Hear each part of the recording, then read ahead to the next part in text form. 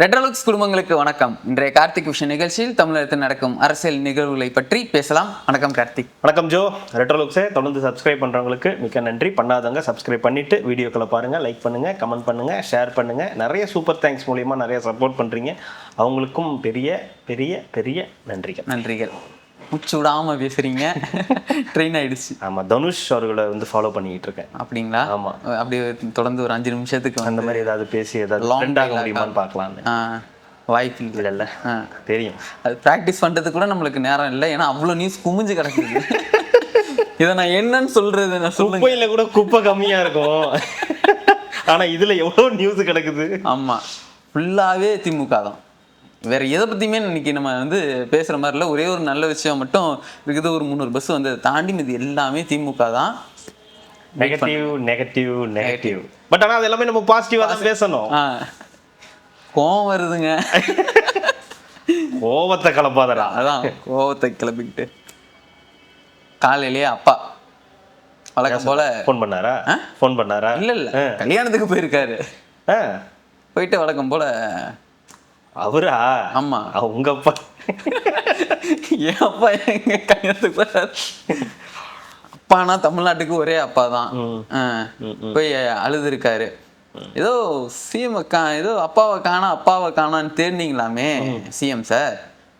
போய் மக்களோட மனசுல போய் பாருங்க, அங்க தெரியும் சிஎம் இது அப்பா எங்க இருக்காருன்னு. அங்க போய் தெரியும். சட்டமன்றத்துக்குள்ள போய் அப்பாவை தேடாதீங்க. இருக்க மாட்டேன், ஏன்னா என்னைய குளத்தூர்லயே முடிச்சிட்டாங்க. சரி, எனக்கு ஒரே ஒரு டவுட் தான். அதுல ரொம்பலாம் கூட அதுல நான் போக விரும்பல. மக்கள் மனசுல நீங்க இருக்கீங்கல்ல, அப்புறம் ஏன் நீங்க மன்றத்துல இல்ல? மக்கள் மனசுல இருந்த நீங்க மன்றத்துல இருந்திருக்கணும்ல. ஆமா, ஆனா மக்கள் மனசுல இல்லாத ஒருத்தர் மன்றத்துல இருக்காரு, ஆனா நீங்க இருக்கீங்க. ஆமா, என்ன லாஜிக் இது? அது இல்லாம அதுல ஒரு இது வேற. நீங்க போய் பாருங்க, மகளிர் உரிமை தொகை, விடியல் பேருந்து, இது எல்லாத்துலயும் என்னுடைய கையெழுத்து தான் இருக்கும். ஆமா, நீங்க முதலமைச்சர் இருந்தா உங்க கையெழுத்து தான் இருக்கும். பின்ன எங்க கையெழுத்தா இருக்கும்? கார்த்திக் அண்ட் ஜோனா இருக்கும். அதுல இதுல வேற சொல்றாரு, டெய்லி போய் வேணா பாருங்க, நான் அங்க போயிட்டு தான் வந்திருக்கேன், நல்லா கையெழுத்தெல்லாம் போட்டு வச்சிருக்கேன், நீங்க அந்த புக்கெல்லாம் எடுத்து போய் பாருங்க அப்படின்னு இருக்காரு. நான் வேலையே செய்யாத மாதிரி நீங்க சொல்றீங்க. இதான் சொல்லலைங்க, நீங்க நிறைய ஆய்வு கூட்டம் நடத்துனீங்க, அதெல்லாம் ரைட்டு தான். முதலமைச்சர்னா அந்த வேலையெல்லாம் செய்யணுங்க, அதெல்லாம் யாரும் இல்லைன்னு சொல்ல முடியாதுல்ல. ஆனா என்ன கேள்வினா, இந்த ஸ்கீம் எல்லாம் இருக்கிற வரைக்கும் நான் தான் முதலமைச்சர் அப்படின்னா, இப்ப நமக்கு எத்தனை இந்த ஸ்கீம், நிறைய ஸ்கீம் இருக்கு. அம்மா உணவகம் ஒரு ஸ்கீம் இருக்கு, அது இன்னும் தொடருது. அப்ப ஜெயலலிதா அவர்கள் தான் முதலமைச்சரா? சத்துணவு இன்னும் தொடர்ந்துகிட்டு இருக்கு. அப்ப காமராஜர் தான் முதலமைச்சரா? எம்ஜிஆர் தான் முதலமைச்சரா? கலைஞர் தான் முதலமைச்சரா? ஒன்னு சொல்லிட்டாரு. அப்படி அவர் மென்ஷன் அந்த ஆகவும் கிடையாது. அவர் சொன்னது என்னன்னா, அண்ணா இருக்கும்போது தமிழ்நாட்டுக்கு தமிழ்நாடுன்னு பேர் வாங்கி கொடுத்த எனக்கு அந்த ஒரு பெருமை போதும்.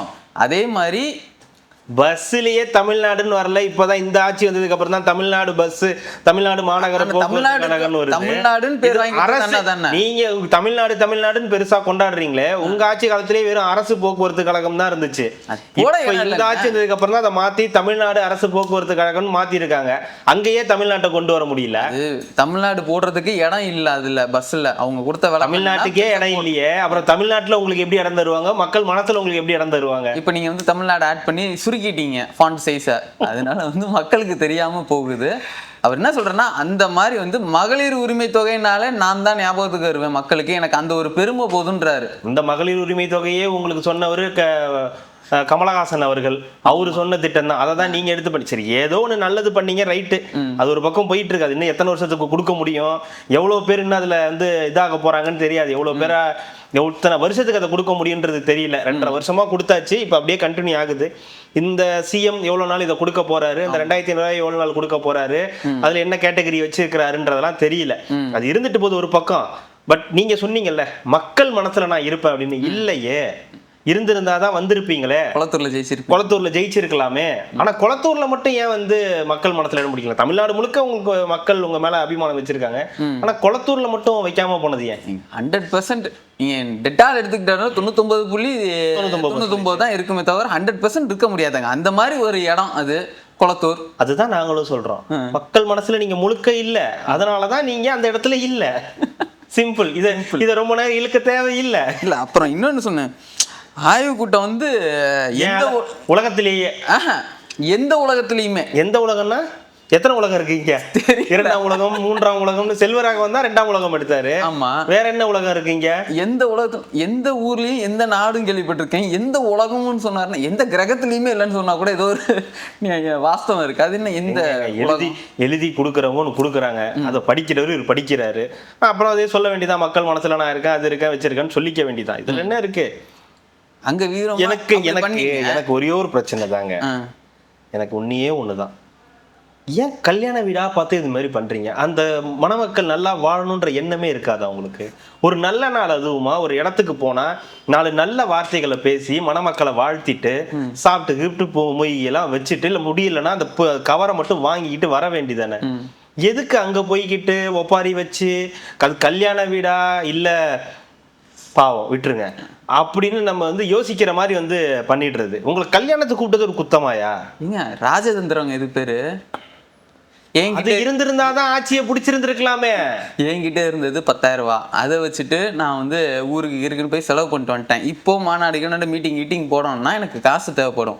அதெல்லாம் இல்லாம என் புத்தியை வந்து கூட்டி கூரா வந்து யோசிச்சு கல்யாண வீட்டுல அவங்களே பத்திரிக்கை அடிச்சு எல்லாத்தையுமே வர வச்சிருவாங்க. அந்த மாதிரில நம்ம போய் பேசிட்டு வந்துடலாம். அவனுங்க நிலைமைய பாருங்க, கல்யாணத்துக்கு அந்த நிலைமையெல்லாம் ரொம்பண்டா காலங்காத்தால வந்து நீங்க இந்த புதுப்பேட்டை பாத்துறீங்களா? ஆமா.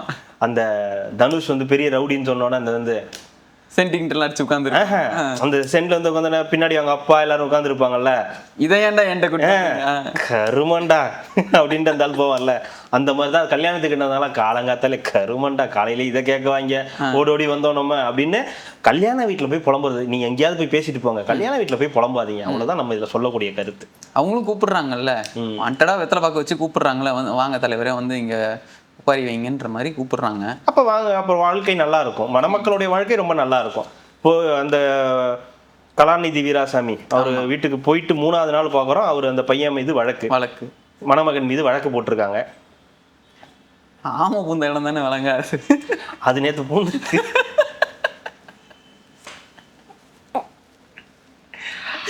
அது பூந்துருச்சா? ஒப்பாரி எல்லாம் ஒண்ணு சேர்ந்திருக்காங்க ஒரு இடத்துல, ஒரு கல்யாணத்துல. கௌதமன் அவங்க வீட்டு டைரக்டர் சொல்லணும், வீட்டுக்கு அவங்க வீட்டு கல்யாணத்துல எல்லாரும் ஒண்ணா உட்காந்து பேசியிருக்காங்க. இந்த பக்கம் இவங்க கொஞ்சி கொலாவி பேசியிருக்காங்க. குளத்தூர்காரர் வந்து புஜுக்கு பண்ணியிருக்காரு. அதுக்கு அவரு வேற வெக்கப்பட்டிருக்காரு. அண்ணன் வந்து பரவாயில்ல போல 8000 ஓட்டுல தான், நீங்களா 4ஆவது இடத்துக்கு போயிட்டீங்களா? வந்து என்ன பண்ண சொல்றீங்க? மக்கள் நம்ம மீது வந்து ஒரு நம்பிக்கை வைக்க மாட்டீங்க. அவன் என் மேலேயே வைக்கல, ஆட்சியை புரிஞ்சு என் மேலேயே வைக்கல, ஆளுங்கட்சியா இருந்த என் மேலேயே வைக்கல, இது உங்க மேல உங்க மேல வச்சிருவாங்களா அப்படின்னு அவர் கேட்டிருக்கலாம். அதுக்கு அவர் பதில் சொல்லியிருக்கலாம். அதுவும் சரிதான், நீங்க சொல்றதும் சரிதான். உங்களை என்னைக்கு வந்து நான் உங்களை பார்த்தோன்னா அன்னையில இருந்து எனக்கு கிறக்கம் முடிச்சு போச்சு. நான் பாட்டுக்கு ஒரு 38 லட்சம் ஓட்டு வச்சிருந்தேன், அது இப்ப பாதி ஆக்கி விட்டுட்டீங்க. உங்களை பார்த்ததுக்கான வேலையை நான் அனுபவிச்சுட்டேன், அடுத்து என்ன பண்றதுன்னு தெரியல. சிரிச்சுக்கிட்டே பேசினாங்க. பக்கத்துல ஒருத்தர் உட்கார்ந்து இருந்தாரு, என்ன நல்லா இருக்கீங்களா அப்படின்னு கேட்டிருக்காரு. நல்லா தான் இருந்தேன், இப்ப இல்ல, 27ஆம் தேதிக்கு அப்புறம் நல்லா இருப்பேன் அப்படின்னு இருக்காரு. ஏன்னா 27ஆம் தேதி பொதுக்குழு வச்சிருக்காங்கல்ல, அதனால அந்த அதுக்கப்புறம் நான் நல்லா இருப்பேன் அப்படின்ற மாதிரி சொல்லியிருக்காரு. அவரு ஸ்டாலின் சொல்லிட்டாராம். கரெக்ட், இப்ப 27ஆம் தேதி வரைக்கும் நீங்க வந்து 27ஆம் தேதிக்கு அப்புறம் நீங்க நல்லா இருப்பீங்க, நீங்க போற இடம் நல்லா இருக்குமா அப்படின்னு பாத்துக்குங்க அப்படின்றது சொல்லியிருப்பாரு. ஆனா அதை வெளியே சொல்ல மாட்டாரு, ஏன்னா விஜய்க்கு தெரியக்கூடாதுல்ல, இது அந்த இடம் சேர்க்க மாட்டாருல்ல. அதனால கூடுதல் தகவல் ஒன்று இருக்குது. அண்ணன் போன கார் வந்து மெர்சிடஸ் பென்ஸில் வந்து GLS 450D லைன், AMG லைன்னு சொல்லிட்டு ஒரு 1.25 கோடி ரூபாய். ராபிடோல வருது அது, அந்த கார் வருதா ரேபிடோல? ஓகே, ஏங்க ஃபங்க்ஷனுக்கு சிஎம் கேம்லாம் வராரு, ஆனால் ரேபிடோல வந்தாலுமே நாம் தமிழர் கட்சி கூடி வச்சுட்டு எப்படி வருவாங்க? அண்ணனுக்காக ஸ்பெஷல் இதுவா இருக்கும், அந்த இது பண்ணுவாங்கல்ல, ரெடி பண்ணுவாங்கல்ல, கஸ்டம் பீஸா இருக்கும். அவர் வரதுக்காக ரேபிடோல போட்டிருப்பாங்க. இதுல என்ன இருக்கு? அது நீங்க அண்ணன்ன்றீங்களா? எது அந்த வண்டி அண்ணன்ன்றீங்களா? இல்லையா, முன் சீட்ல உட்காந்துருன்னா அப்ப அவருக்கு தானே இருக்கும். முன் சீட்ல உட்காரோம் வண்டி ஆயிடுமா? வண்டி கூட தான் சிஎம் பஸ்ல உட்காந்துட்டு போனாரு. அது அவர் பேர்ல எழுதிட முடியுமா? இது உங்கள் சொத்துன்னு அவர் படத்துலயே ஒரு காமெடி வருமே, அந்த மாதிரி எழுதிட முடியுமா? அண்ணன் வந்து யாராவது வண்டியாவது பயணம் பண்ணிருப்பாரு, அதோட அண்ணன் வண்டின்னு அண்ணன் பேர்ல எழுதக்கூடாதுல்ல. துட்டு விட்டு குத்து யார் பேரையாவது வாங்கி வச்சிருச்சு, யாராவது வாங்கி இருப்பாங்க. அதை வந்து அண்ணன் வந்து அதுல முன் சீட்ல உட்காந்துட்டு 7 தலைமுறைக்கும் அப்படின்னு வந்திருப்பாரு. தலைவனே இல்லாத அளவுக்கு தொண்டர் அவ்வளவு சம்பாரிச்சிருக்காங்களா? ஓட்ட கட்சி இது தம்பி, அதை வேற ஞாபகப்படுத்திட்டீங்க. கரெக்ட் தான். நீங்க ஈழத்தமிழர் பிரச்சனை எல்லாம் பேசலாம் தான், அதுக்கு யாரு காரணம்னு. ஆனா தனிப்பட்ட ரீதியில நமக்கு யாரு கூடயும் பஞ்சாயத்து இல்ல. பேனா வச்சா உடைப்பேன் நீங்க? அது உடைப்பேன், அதுவும் பண்ணுவேன். அவர் பேனா எடுத்து உடச்சிக்குவாரா? அதையும் பண்ணுவேன். அந்த பேனா, அதாவது பேனா வச்சாதானே, அதுக்கான வாய்ப்பே தான் இப்ப இல்லாம போச்சு இல்ல. பேனா, பென்சில், ரப்பரு, ஷார்ப்னர் எதையுமே வைக்க முடியாது இப்ப. எல்லாத்தையுமே ஸ்மாஷ் பண்ணியாச்சு. அப்போ இப்போ போய் பேனா வைக்கிறத பத்தியும் பேச முடியாது, அவரும் பேச முடியாது, இவரும் அதை உடைக்க முடியாது, முடிஞ்சு போச்சு. ரெண்டாவது ஈழத்தமிழர்கள் பிரச்சனையை பத்தி உங்களுக்குள்ள முரண் இருக்கேன்னு சொல்லலாம். பட் தனிப்பட்ட நபர்கள் மீது எந்த பிரச்சனையும் கிடையாது. எனக்கும் அதான் சந்தேகம். இவரு கூட்டணி வந்து காங்கிரஸ் கூட கூட்டணி வச்சுக்கணுன்றதுக்கு தம்பி ரொம்ப டேஞ்சரான ஆளுன்னு சொல்லிட்டு வேணான்னு சொல்லி வெளில வந்தவர் தான் அண்ணன். சரி. ஆனா அவரே வந்து ஒரு தடவை தான் போய் பார்த்துருக்காரு. விஜய் அவர்களே வந்து ஸ்டாலின் அவர்களை போய் ஒரு தடவை தான் பார்த்துருக்காரு. இவர் 2-3 தடவை போய் பார்த்துட்டு வந்திருக்காரு. தங்கச்சி, நீங்க அதை எப்படி பார்க்கணும்னா, எப்படி கண்ணாலதான் அப்படிதான் பார்க்கணும். ஆனா அது நீங்க தப்பான கண்ணோட்டத்துல பார்க்க கூடாது. அவர் வந்து ஒரு என்னுடைய வயதில் மூத்தவர். அவரு மூத்தவர், நம்ம எப்படி பண்ண முடியும்? சரி, அவ்வளவுதான். அப்ப பழி வாங்க கூடாது, அது வேற. கட்சி ரீதியா நீங்க பார்க்க கூடாது, அப்படி அணுகவே கூடாது. நீங்க அதை தனிப்பட்ட மனிதர்களோட எங்களுக்கு எனக்கு இப்ப எடப்பாடி சித்தப்பா, எனக்கு வேலுமணி பங்காளி, அனிதா ராதாகிருஷ்ணன் தாய்மா சித்தப்பா, தாய் மாமா, என்னோட ஒய்ஃபுக்கு தாய் மாமா. நீங்க அப்படிதான் பார்க்கணும். அதை வந்து நீங்க அப்படி இது பண்ணக்கூடாது, பண்ணக்கூடாது. என்னமோ தெரியல அண்ணன். அதில் ஒரு இது பேசணுன்ட்டு இருந்தோம். நம்ம யூடியூபர் வந்து ஒரு இது போட்டிருந்தார், போஸ்ட் போட்டிருந்தார்ல, இந்த ஸ்கூல் நிகழ்ச்சியில் வந்து ஆமாம் பாடல் இது இந்த பாட்டெல்லாம் பாடுறாங்க, சினிமா பாட்டு எல்லாமே பாடுறாங்க, இதுதான் வந்து இந்த ஆட்சியா கேவலமான ஆட்சியா அப்படின்னாங்க. அதுக்கு ஒரு விளக்கம் கொடுத்துட்டாங்க. இது 2 வருஷத்துக்கு முன்னாடி எடுத்ததான் அது, அந்த பாட்டா?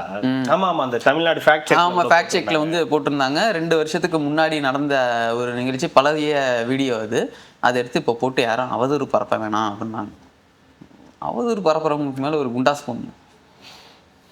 போட்டு விடுங்க, போட்டு விடுங்க, போட்டு விடுவோம். அப்புறம் இந்த முக்கியமான விஷயம் இதுல என்ன, ஏவா வேலு இல்ல, அதுக்கு முன்னாடி அதுலயே ஃபங்க்ஷன்ல தான் இவர் பேசியிருக்காரு, ராசா. சரி, கல்யாணத்தை முடிச்சாமா. ஏன்னா அதே இடத்துலதான் வந்து பேசியிருக்காரு. அதுல ஸ்டாலின் அவர்கள் முக்கியமான சொன்ன விஷயம் என்னன்னா, ராசா அவர்கள் சொல்லியிருக்காரு, எல்லாரும் சொல்றாங்க திமுக தனிச்சு நிற்கணும் அப்படின்ற மாதிரி. இது ஏற்கனவே நீங்க தனிச்சு தான் நிக்கிறீங்க, எந்த டவுட்டும் கிடையாது. 27ஆம் தேதி ஒரு பீஸ் கிளம்பிடும். அப்புறம் இன்னும் ஒண்ணுதான் இருக்காங்க, அவங்க ஒண்ணு தான் வச்சிருக்காங்கன்றதுனால அவங்க எங்க போறதுனால அவங்கள வந்து யோசிப்பாங்க. அதனால அது நல்லா தனிச்சு நிக்கிறதுன்றது உங்களோட முடிவு இல்லை, அதுதான் உங்களுக்கு எழுதப்பட்ட விதி இப்போதைக்கு. அவரு என்ன சொன்னாரு? அப்படி சொல்லவே இல்லை. தலைவரே நீ சொல்லு தலைவரே, நம்ம தனிச்சு நிக்கிறான், கூட்டணி வேணான்னு சொல்லு தலைவரே, நம்ம தமிழ்நாட்டை காப்பாத்தி ஆகணும்னா வேற வழி இல்லை தலைவரே அப்படின்னாரு. தமிழ்நாட்டை நம்மள்ட்ட இருந்து காப்பாத்தி ஆகணும் தலைவரே, அதனால நம்ம தனிச்சுதான் நிக்கணும் தலைவரே, தப்பா சொல்லாதீங்க தலைவரேன்ற மாதிரி சொல்லியிருக்காரு. இதுல ராசா அவர்கள் என்ன சொல்லியிருக்காரு, ராஜாஜி இருந்த இடத்துலலாம் கண்ட நாதாரி வந்து முதலமைச்சரா உட்கார்ந்துருக்கு அப்படின்றது அவருடைய வாதமா இருக்கு. எனக்கு பெரிய ஷாக்கா இருந்துச்சு அவர் அப்படி சொன்னோன்னு. அண்ணாவும் ராஜாஜியும் இருந்து சட்டமன்றத்தில் நாதாரி தலைவர்கள் எல்லாம் இன்றைக்கு முதலமைச்சராக உட்கார்ந்து, என்ன இந்த தலைவனை ஒரு தேர்தலை வச்சு எடை போடுவீங்களா? இந்த தலைவனை ஒரு தேர்தல் வச்சு எடை போடுவீங்களா? நான் என்ன கேட்கிறேன், இந்த எப்படி ஒரு கட்சிக்குள்ள இருந்துகிட்டு சொந்த கட்சியில இருக்கக்கூடிய முதலமைச்சரையும் துணை முதலமைச்சரையும் இப்படி பேச முடியும் அப்படின்றதுதான் என்ன தெரியல. ஒரு உதயநிதி மேல என்ன கோவம், ஸ்டாலின் மேல என்ன கோவம், ஏன் அப்படி பேசுறாரு? ஏன்னா ஏற்கனவே பேசியிருக்காரு, என்ன அவருக்கு இங்கிலீஷ் பேசி கிழிச்சிருவாரு, இவருக்கு எல்லாம் தெரிஞ்சிருமா வச்சிருமான்னு கேட்டிருக்காரு. அவருக்கு உள்ளபடியே கோவம் இருக்குங்க திமுக மேல. அந்த கோவத்துல பழி வாங்குறதுக்கு தான் புதுசு ஐடியா கொடுக்குறாரு. ஒருவேளை எம்பி அங்க இருந்து ராஜினாமா பண்ணிட்டு இங்க வந்து உள்ளாட்சி, அதுதான் அந்த மாதிரி ஏதாவது இப்ப முடிய 2029 அப்புறம் எப்படி தெரியாதுல்ல. அதனால இப்ப என்ன பிளான் பண்றாரு, ரைட் நம்ம இங்க வந்துருவோம், இங்கதான் நமக்கு இனிமே செட் ஆகும் போல அப்படின்னு சொல்லிட்டு இங்க வரதுக்கு பிளான் பண்றாரு முதல்வர். ஆமா, இப்பவே நம்ம இப்படியே பேசிட்டு இருந்தோம்னா எவனும் இனிமே ஓட்டு போட மாட்டான், அப்படியே கொஞ்சம் கொஞ்சமா ஏதாவது ஆயிட்டே இருக்கும், அதுக்கப்புறம் நம்ம அப்படியே கைப்பற்றிடலாம் அப்படின்னு ஒரு எண்ணத்துல இருக்காரா என்னன்னு தெரியல. ஏன்னா தனிச்சு நிக்கிறதுன்றதுலாம் சாதாரண விஷயம் கிடையாது. நீங்க மாபெரும் இயக்கமா இருக்கலாம், 75 வருஷம் வாழையடி வாழ ஆலமர கட்சியா இருக்கலாம், ஆனா உங்களுக்கு இங்க தனிச்சு எல்லாம் போட்டி போறதுக்கு வேலைக்கே ஆகாது. உங்களை நீங்க வந்து நீங்க பெரிய கட்சின்னு சொல்லிட்டு மற்ற கட்சிகளோட சேர்ந்து தான் பயணம் பண்ணீங்க. ஏதோ அவங்களுடைய சப்போர்ட்ல உங்களுக்கு கொஞ்சம் ஒரு மாதிரி ஓடிட்டு இருந்துச்சு. இப்போ ஒட்டுமொத்த சப்போர்ட்டும் உங்களுக்கு இல்லைன்றப்ப உங்களை எப்படி மதிப்பாங்க?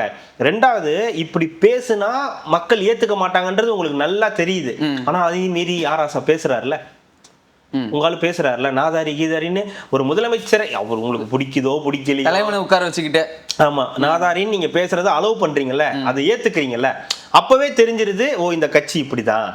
அப்போ மக்கள் ஏத்துக்க மாட்டாங்க. இது என்னடா இது கேட்டா படிச்சவரு அந்த சமூக நீதின்றானுங்க. அவை குறிப்புல இருந்து எடுத்துருவாங்கங்க. கல்யாணம் எங்க இந்த அவை குறிப்புல இருந்து எடுக்கிறது? அந்த கல்யாண வீடியோல அப்படியே இருக்கும், மாப்பிள்ளையும் முன்னு உட்காந்து இது நாதாரியா? யார் மாப்பிள்ளை? இது நம்மள சொல்றாங்களா? ஏதோ சொல்லிட்டு போங்க அப்படின்னு உட்கார்ந்து இருப்பாரு. இல்ல ஆராசாவுடைய இந்த பேச்சு அப்படின்றது அவங்களுக்கு எவ்வளவு வன்மம் இருக்கு அப்படின்றத நல்லா பச்சையாவே வந்து காட்டுது. இன்னைக்கு இந்த நொடி வரைக்கும் அவங்களால அதை ஏத்துக்கவே முடியல, நம்மள தோத்துட்டோன்றத ஏத்துக்கவே முடியலன்றது ஒரு பக்கம். இன்னொரு பக்கம் ஆராசா ரொம்ப சந்தோஷமா இருக்காரு. அவருடைய அந்த நீங்க 2000 இந்த மே மாசத்துக்கு முன்னாடி உள்ள பேசின வீடியோக்களும் இப்பயும் எடுத்து பாருங்க, முக மலர்ச்சியோட இருக்காரு, தெம்பா இருக்காரு, தெளிவா இருக்காரு. ஆமா அப்பாடா தோத்துட்டியா, அடி உழப்பிட்டாங்க போல அப்படின்ற மாதிரி தான் இருக்காரு. அதனாலதான் எங்க போனாலும் ஏதாவது ஏடா கூடமா பேசுறாரு, என்ன வந்தாலும் பாத்துக்கலாம். அவருக்கு தேவை இந்த கட்சிக்கு ஒரு கெட்ட பேர் வரணும், அது என்னால வரணும் அப்படின்றதுல ஒரு குறிக்கோளோட இருக்காரு. அதுல ஒரு சக்சஸும் பண்ணிக்கிட்டு இருக்காரு. அதே தான் இப்ப அடுத்த இப்ப என்னன்னா இல்ல உங்களுக்கு இப்போ ஒரு 15 அடி குழி தோண்டி இருக்காங்க. அவர் என்ன சொல்றாரு, தலைவரே இது பத்தாது, இன்னும் கொஞ்சம் நம்ம பக்கத்துல ஒரு 0 போட்டு ஒரு 150 அடி குழிக்குள்ளார போவோம். என்ன தம்பி என்ன சொல்றீங்க ராசா? ஆமா தனியா போறோம், குழிக்குள்ள தனியா தான் போகணும், வழி கிடையாது. ஒட்டுமொத்த திமுகவும் உள்ள இறக்கி வேலை பார்க்க போறாங்க. அதுக்கு ஆட் அண்ட் வேல்யூவா இருக்கக்கூடியவங்க யாரெல்லாம் பாத்தீங்கன்னா அனிதா ராதாகிருஷ்ணன், அப்புறம் நேத்து ரகுபதி, அதுக்கப்புறம் இன்னும் அவங்களுடைய வழிவகை தாமோ அன்பரசன், RS பாரதி, இவங்க எல்லாமே வந்து அதுக்கு கை கொடுப்பாங்க. சூப்பர்பா, நம்ம இப்படிதான்ப்பா பண்ணணும். சாபுத்ரி இதுல இவங்களுக்குள்ளார இதுதான் கூட்டணியா? ஆமா இதுதான் கூட்டணி. சாபுத்ரி போட்டு யாரு ஃபர்ஸ்ட் நீ போய் பேசு, அடுத்த பிரஸ் மீட் நான் கொடுக்குறேன், அடுத்த பிரஸ் மீட் நீ கொடு அப்படின்னு அவங்களுக்குள்ள சாபுத்திரி போட்டு விளையாண்டுகிட்டு இருக்காங்க. எப்படியும் ஒழிச்சு கட்டிடுவாங்க, கவலையே பட வேண்டாம். உதயநிதி எந்த ஸ்டெப் எடுத்தாலும் வேலைக்காகாது, அடுத்து இன்பநீதி இருந்தாலும் வேலைக்காகாது. ஏன்னா நம்ம போட்டிருக்க அஸ்திவாரம் அந்த மாதிரி சும்மா நச்சுன்னு இருக்கணும். கெட்ட வார்த்தையிலேயே அவதூறுலையும் கெட்ட வார்த்தையிலுமே போட்டு எழுப்பியிருக்கோம், ஸ்மாஷ் பண்றோம். அந்த வார்த்தைகளை மீடியாலேயே ஒளிபரப்ப கூடாது, பேப்பர்லயே போடும்போது இந்த இதெல்லாம் போட்டு தான் போடணும். சோஷியல் மீடியா போடும்போது ஆமா சொல்லுவாங்க, அந்த இது மாதிரி எல்லாம் போட்டு இல்ல இந்த இது அது இந்த ஹேஷ்டேக் இதெல்லாம் போட்டு தான் பண்ணும்போது அந்த வார்த்தையை முழுசா வந்து பயன்படுத்தக்கூடாது அப்படின்றதுதான் வந்து அது கூட. என்ன எனக்கு புரியவே இல்லை, சட்டசபையில ராஜாஜி இந்த இடத்துல நாதாரிங்க எல்லாம் முதலமைச்சர் ஆயிக்கணும் போது எவ்வளவு மன வேதனைப்பட்டிருப்பாரு ஸ்டாலின். முதல்வர் வச்சிருக்காரோ நம்மள அப்படின்னு எனக்கு என்னமோ அது விஜய சொன்ன மாதிரி தெரியல, அவரே தான் சொன்ன மாதிரி. அவருக்கு ஏதோ பர்சனல் வெஞ்சன்ஸ் இருக்கு அவங்க கூட, அதனால அதை வந்து சொல்லிக்கிட்டு இருக்காரு. அதுதான் அங்க இருக்கக்கூடிய பஞ்சாயத்து. இவங்கெல்லாம் யார் தெரியுங்களா? RS பாரதி, ஆசா, இவரு தாமோ அன்பரசன், இவங்க மாதிரி இந்த டீம்லாம் யார் தெரியுமா? வருத்தப்படாத வாலிபர் சங்கம் பார்த்திருக்கீங்களா? சத்யராஜ் கூட 4 பேர் இருப்பாங்க. ஆமா அந்த 4 பேரா? அது அந்த சிவனாண்டி துப்பாக்கிய காணுமா? இதை பூனை கண்ணை முடிச்சுன்னா உலகை ரெண்டுச்சுன்னு நினைக்கிறதா அப்படின்ற மாதிரி இந்த 4 பேர் உசுப்பேத்திக்கிட்டே இருக்கிறது ஸ்டாலின் அவர்களை. தலைவரே நீங்க அப்படி, தலைவரே நீங்க இப்படி, தலைவரே நீங்க நடந்தா, தலைவரே நீங்க உட்கார்ந்தா, தலைவரே நீங்க தோத்தா எவ்வளவு பெரிய ஆள் தெரியும். தோத்தா எப்படா பெரிய ஆள் ஆக முடியும்? தோத்தா எவ்வளவு பெரிய ஆள் தான் வந்து ஞாபகம், பசங்க படம் தான் ஞாபகம் வருது. தலைவருக்கு பார் கை நடுங்குது, தலைவருக்கு பார் வாய் குளறுது, தலைவருக்கு பார் தண்ணி கொண்டு வந்து கொடுங்க தலைவருக்கு அப்படின்னு. ஓப்பனிங் பசங்க படத்துல ஓப்பனிங் சீன் பார்த்துருந்தீங்கன்னா தெரியும், பசங்க அட்ராசிட்டி ஓவரா இருக்கும், உக்கிரமா இருக்கும். பெரியவங்க எல்லாம் போய் கம்ப்ளைண்ட் பண்ணுவாங்க, சார் ஒருத்தன் நீர் கடுப்பு, ஒருத்தன் நிலக்கடுப்பு, இன்னொருத்தன் ஆகாய கடுப்பு அப்படின்னு. சார் காலங்காத்தால வந்து வீட்டு வாசல் பண்ணிட்டு போயிடுறானுங்க சார் அப்படின்னு வரல. அதுதான் இப்ப டிவிக்கு விடுறா, நீ என்ன பண்ண முடியுமோ நீ பண்ற அப்படின்னு இவங்க தாங்கிக்கவே முடியல. போலீஸ் ஸ்டேஷன் போய் கம்ப்ளைண்ட், சார் ஓவரா ஆடுறானுங்க சார், ஏதாவது பண்ணி இவனுங்களை 1 மாசம் எங்கள்ட்ட இருந்து காப்பாத்துங்க சார் எங்களை அப்படின்ற மாதிரி தான் இருக்கு இவங்களுடைய நிலைமை. அதுதான் இப்போ இந்த கல்யாண வீடா பார்த்து எல்லா இடத்துலையும் போய் ஒப்பாரி வைக்கிறதுக்கான காரணம் வந்து இதுதான். இல்லை இப்போ திருச்சிக்கு நிற்கிறதா வந்து ஐடியா பண்ணிட்டு இருக்காங்களா? அதாவது தலைவரை எப்படியாவது என்ன செஞ்சாது, சொத்துக்களை அழிச்சாது நான் வந்து தலைவரை காப்பாற்றி ஆகணும், அவரை சட்டமன்றத்துக்குள்ள அனுப்பியே ஆகணுன்றத என்னைக்கு அழிக்கிறது, என்னைக்கு அவர் உள்ள வருது. ஒரு 10,000 சொத்து அழிக்கிறதுக்கு ஒரு 2 மணி நேரம் பத்தாதா? அவரு சொத்தை எப்படிங்க அழிக்கிறது? அவரு சொத்து ஒண்ணுமே கிடையாதுங்க. அது இங்க இருந்து காரைக்குடி போறதுக்கு பெட்ரோல் போறதுக்கே முடிஞ்சு போயிடுங்க அவங்க வச்சிருக்க வண்டிக்கு. சரி, அது பிரச்சனை இல்ல. அதுக்கப்புறம் சொத்து அழிக்கிறதுனா என்ன சாதாரண விஷயமா? எத்தனை கோடி இருக்குன்னு தெரியுமா? தெரியல. எங்க இருந்து அழிக்கிறது நமக்கு ஓரளவுக்கு தெரியல. 300 400 500 இதில் அஃபிடவிட்ல வர்றதுங்க ஓரளவுக்கு கூட அப்படி வரக்கூடாது. அஃபிடவிட்ல சொல்றேன், சொல்லுவாங்கல்ல அந்த மாதிரி. அதுக்கே வந்து உங்களுக்கு அது அழிக்கிறதுக்கே பல வருடங்கள் ஆகும், அந்த கோடிகள் அழிக்கிறதுக்கே. நீங்க மற்றதெல்லாம் எடுத்தீங்கன்னா அவன் பேர்ல இவன் பேர்ல இருக்கிறதெல்லாம் எடுத்தீங்கன்னா என்னைக்கு அழிச்சு என்னைக்கு ஒரு முதலமைச்சர் ஆக்குறது, அது பிரச்சனை இல்லை. எனக்கு என்ன சொல்றேன்னா, போட்டுக்கு 1 கோடி ரூபா கொடுத்தா போட்டு ஜெயிக்க வைக்க மாட்டாங்களா? சூப்பர், ரொம்ப சந்தோஷம், கொடுத்துட்டு போங்க, அதெல்லாம் ஒன்றும் பஞ்சாயத்து திருச்சியில நீங்க திருச்சிகளுக்கு நீங்களும் இப்போ கோடீஸ்வரர் ஆகிட்டு போயிடுங்க, ஒன்றும் பஞ்சாயத்து கிடையாது. நான் என்ன சொல்றேன், அப்படியே ஒரு சான்ஸ் கிடைச்சுன்னா ஓட்டு போட்டுருங்க. கோடி ரூபா வாங்கிட்டு நீங்க ஓட்டு போட்டுருங்க. அங்க போயிட்டு இது பண்ணிட்டு கூடாது. கோடி ரூபாய் வாங்கினாலும் ஒரு சில விஷயங்களை நாங்க பண்ண மாட்டோம்னு அங்க போய் டைலாக் எல்லாம் பேசக்கூடாது, சரியா? வாங்கிட்டு திருப்பி விசிலுக்கு அப்புறம் பழைய தாசன் நான் பாக்குற மாதிரி இருக்கும். விவசாய திறந்து விட்டுற போறாங்க திருச்சிக்கு. இல்லையா, நான் என்ன சொல்றேன், திருச்சி கிழக்குல நிற்க வைத்து உங்களுடைய தலைவரை தயவு செய்து சட்டமன்றத்துக்கு அனுப்புங்க, நல்லா இருக்கும். வா அருணாச்சலம், நீ வருவேன்னு எனக்கு தெரியும், அது அப்படின்றது இருக்கணும். இந்த பக்கம் விஜய், அந்த பக்கம் ஸ்டாலின், நல்லா இருக்கும். ஃபைட் வந்து இன்ட்ரெஸ்டிங்கா இருக்கும். உதயண்ணா கூட எல்லாம் கிடையாது. உதயண்ணாதான் இங்க மதிக்கவே மாட்டேங்கிறாங்களே. உதயண்ணா டீல் பண்றதுக்கு தான் ராஜ்மோகன், ரமேஷ், ஆதவர்ஜுனா, செங்கோட்டையன் இவங்க எல்லாம் இருக்காங்களே. பின்னாடி இன்னும் பேசாத ஆட்கள் இருக்காங்க, விக்னேஷ் அவங்க எல்லாம் இன்னும் பேசாத ஆட்கள் இருக்காங்க, கீர்த்தனா எல்லாம் இருக்காங்க. அந்த பக்கம் இவரு தஞ்சை சரவணன் இருக்காரு, விஜய் சரவணன் இருக்காரு. அவரு ஒருத்தர் போதும் தமிழ்லயே பேசி இது பண்றதுக்கு. ராஜ்மோகன் மாதிரி ஒருத்தர் எல்லாம் இருக்காரு, அவங்க எல்லாமே போதும். இப்ப நமக்கு என்னன்னா 11 பேர்ல 7-8 பேர் பேட்ஸ்மேனா இருக்காங்க. அதுல கடைசியா இருக்க 3-4 பேர் ஆல்ரவுண்டராவும் இருக்காங்க. அதனால பிரச்சனை கிடையாது. 15 பேர் வச்சுக்கலாம் ஒரு டீம்ல. 11 பேர் 11, 15 பேர் டீம்ல இருக்காங்க சப்ஸ்டிட்யூட். அவங்களும் வந்து விளையாடுறாங்க. அவங்களோட பொட்டன்ஷியல் நமக்கு இன்னும் தெரியல. ஏன்னா அடுத்தடுத்த மேட்ச் எல்லாம் நமக்கு வந்து அந்த பொட்டன்ஷியல் வந்து தெரிய ஆரம்பிக்கும். 13மே சோக்கரா இருக்குது இந்த சைடு. அதுக்கு என்ன பண்றது? நாங்க தான் பெல் அடிச்சோனே ஓடுறோம்ல. அதனால வந்து டார்கெட் வந்து உதயநிதி அல்ல, ஸ்டாலின் ஐயா தான். சோ நீங்க ஸ்டாலின் ஐயாவை வந்து உட்கார வைங்க. நம்ம பிரபல பத்திரிகையாளர், நமக்கு ரொம்ப பிடிச்சமான பத்திரிகை சொன்னாங்க, வரணும் அந்த சட்டசபைக்கு வந்து வரணும், வந்து உட்காரணும் அப்படின்னு சொல்றேன். அதுதான் வந்து உட்காருங்க, எதிரில் வந்து உட்காருங்க. உட்கார்ந்ததுக்கு அப்புறம் தானே இருக்கு. நீங்க ரொம்ப அதாவது அப்படியே விட்டுட்டீங்கன்னா அப்படியே போயிடும். 5 வருஷமோ இல்ல எத்தனை வருஷம் ஆட்சி நடக்குதோ அதை பொறுத்து அப்படியே போயிடும். உதயநிதி வெர்சஸ் விஜய்னு போயிடும். நீங்க தேவையில்லாம தலைவரை உள்ள கூட்டு வந்து உள்ள விட்டீங்கன்னா மாபெரும் பஞ்சாயத்து ஆகும். அதுக்கப்புறம் நீங்க வந்து ஏன்டா இதுக்குள்ளார வந்தோம், ஏன்டா இந்த ஆப்போசிட்ல வந்து உட்கார்ந்தோன்ற மாதிரி நினைக்கிற அளவு கூட ஆகிறதுக்கு வாய்ப்பு. ஏன்னா அது வரைக்கும் பேசாம இருக்கக்கூடிய முதலமைச்சர் இவரை பார்த்தோன்னு அதிகமா பேச ஆரம்பிச்சாருன்னா வாய்ப்பு இருக்கு. உனக்காக தான் காத்திருந்தேன் வா அப்படின்ற மாதிரி உட்காந்து பேச ஆரம்பிச்சாங்கன்னா, அதனால அவர் பாட்டுக்கு அவர் இருக்கிறது நல்லது. தேவையில்லாம திருச்சியில நிக்க வைக்கிறேன், திருவெரும்பூர்ல நிக்க வைக்கிறேன், இந்த மதுராந்தகத்துல நிக்க வைக்கிறேன்னு சொல்லி உள்ள கூட்டு வந்தீங்கன்னா மாபெரும் பஞ்சாயத்துகள் இருக்கு. இந்தியா நம்ம மேட்சை வந்து இந்தியா பாகிஸ்தான் மேட்சா மாத்தலான்றீங்க. ஆமா அப்படின்னு அவங்க நினைச்சுக்கிட்டு இருக்கலாம். ஆனா அது ஆப்கானிஸ்தான் மேட்ச் தான். பாம்பு டான்ஸ் தானா? அதே மாதிரி அனிதா ராதாகிருஷ்ணன் அவர்கள்ட்டையும் கேட்டிருக்காங்க, என்னங்க அவரு வந்து இப்படி சொல்லிட்டு என்னங்க அவர் வெட்டுற மாதிரி சொல்லிட்டு போறாரு அப்படின்னு இருக்காரு. படத்துல சொல்ற மாதிரி வெட்டுவேன்னு சொல்லிட்டு, அப்ப அது எச்சரிக்கையா நீங்க பாக்குறீங்களா? திமுக வந்து எவனுமே பயன்படுத்த முடியாது, நாங்களாம் வந்து எதுக்கும் பயப்படாதவன் அப்படின்ற அளவுக்குலாம் பேசி. நீங்க எதுக்கு பயந்துருக்கீங்க? எதுக்கும் பயப்பட மாட்டீங்க தெரியும். அடுத்தது காவா வேலு. என்ன வேலு? என்ன வேலு? ஏவி வேலு. நீங்க தான் சொன்னீங்களே காவா ஏவா வேலுங்க. ஏவா வேலு, காவா வேலுவா. எனக்கு வந்து 2 பாட்டு தோணுது. உங்களுக்கு எது பிடிச்சிருக்குன்னு சொல்லுங்க. இந்த பாட்டா இந்த பாட்டான்றத சொல்லுங்க. 2மே இளையராஜா பாட்டு தான். எனக்கு ரொம்ப பிடிச்ச பாட்டு. இன்னும் ஏராகமான் போட்டுக்கலாம். இல்ல அது தேடி பார்த்தேன், அது இருக்கிற மாதிரி எனக்கு தெரியல. இருந்தா கமெண்ட்ல இருந்தா சொல்லுங்க. கூண்டுக்குள்ள என்ன வச்சு கூடி நின்ன ஊரை விட்டு கூண்டுக்குள்ள போனதிந்த சோழ கிளியே, இது 1. 2வது பாட்டு வந்து பிரபு பாட்டு. குயில பிடிச்சு அடைச்சி கூவ சொல்லுகிற உலகம், மயில பிடிச்சி காலை உடைச்சி ஆட சொல்லுகிற உலகம், அது எப்படி ஒத்துக்குயா? எது உங்களுக்கு பிடிச்சிருக்கு? எது இதா அதா? எனக்கு வந்து 2வது தான் பிடிச்சி. 2வது பாட்டு தான். ஆமா, குயில பிடிச்சி கூண்டுல அடைச்சு மயில பிடிச்சி காலை உடைச்சு வேலை பிடிச்சி உடைச்சு.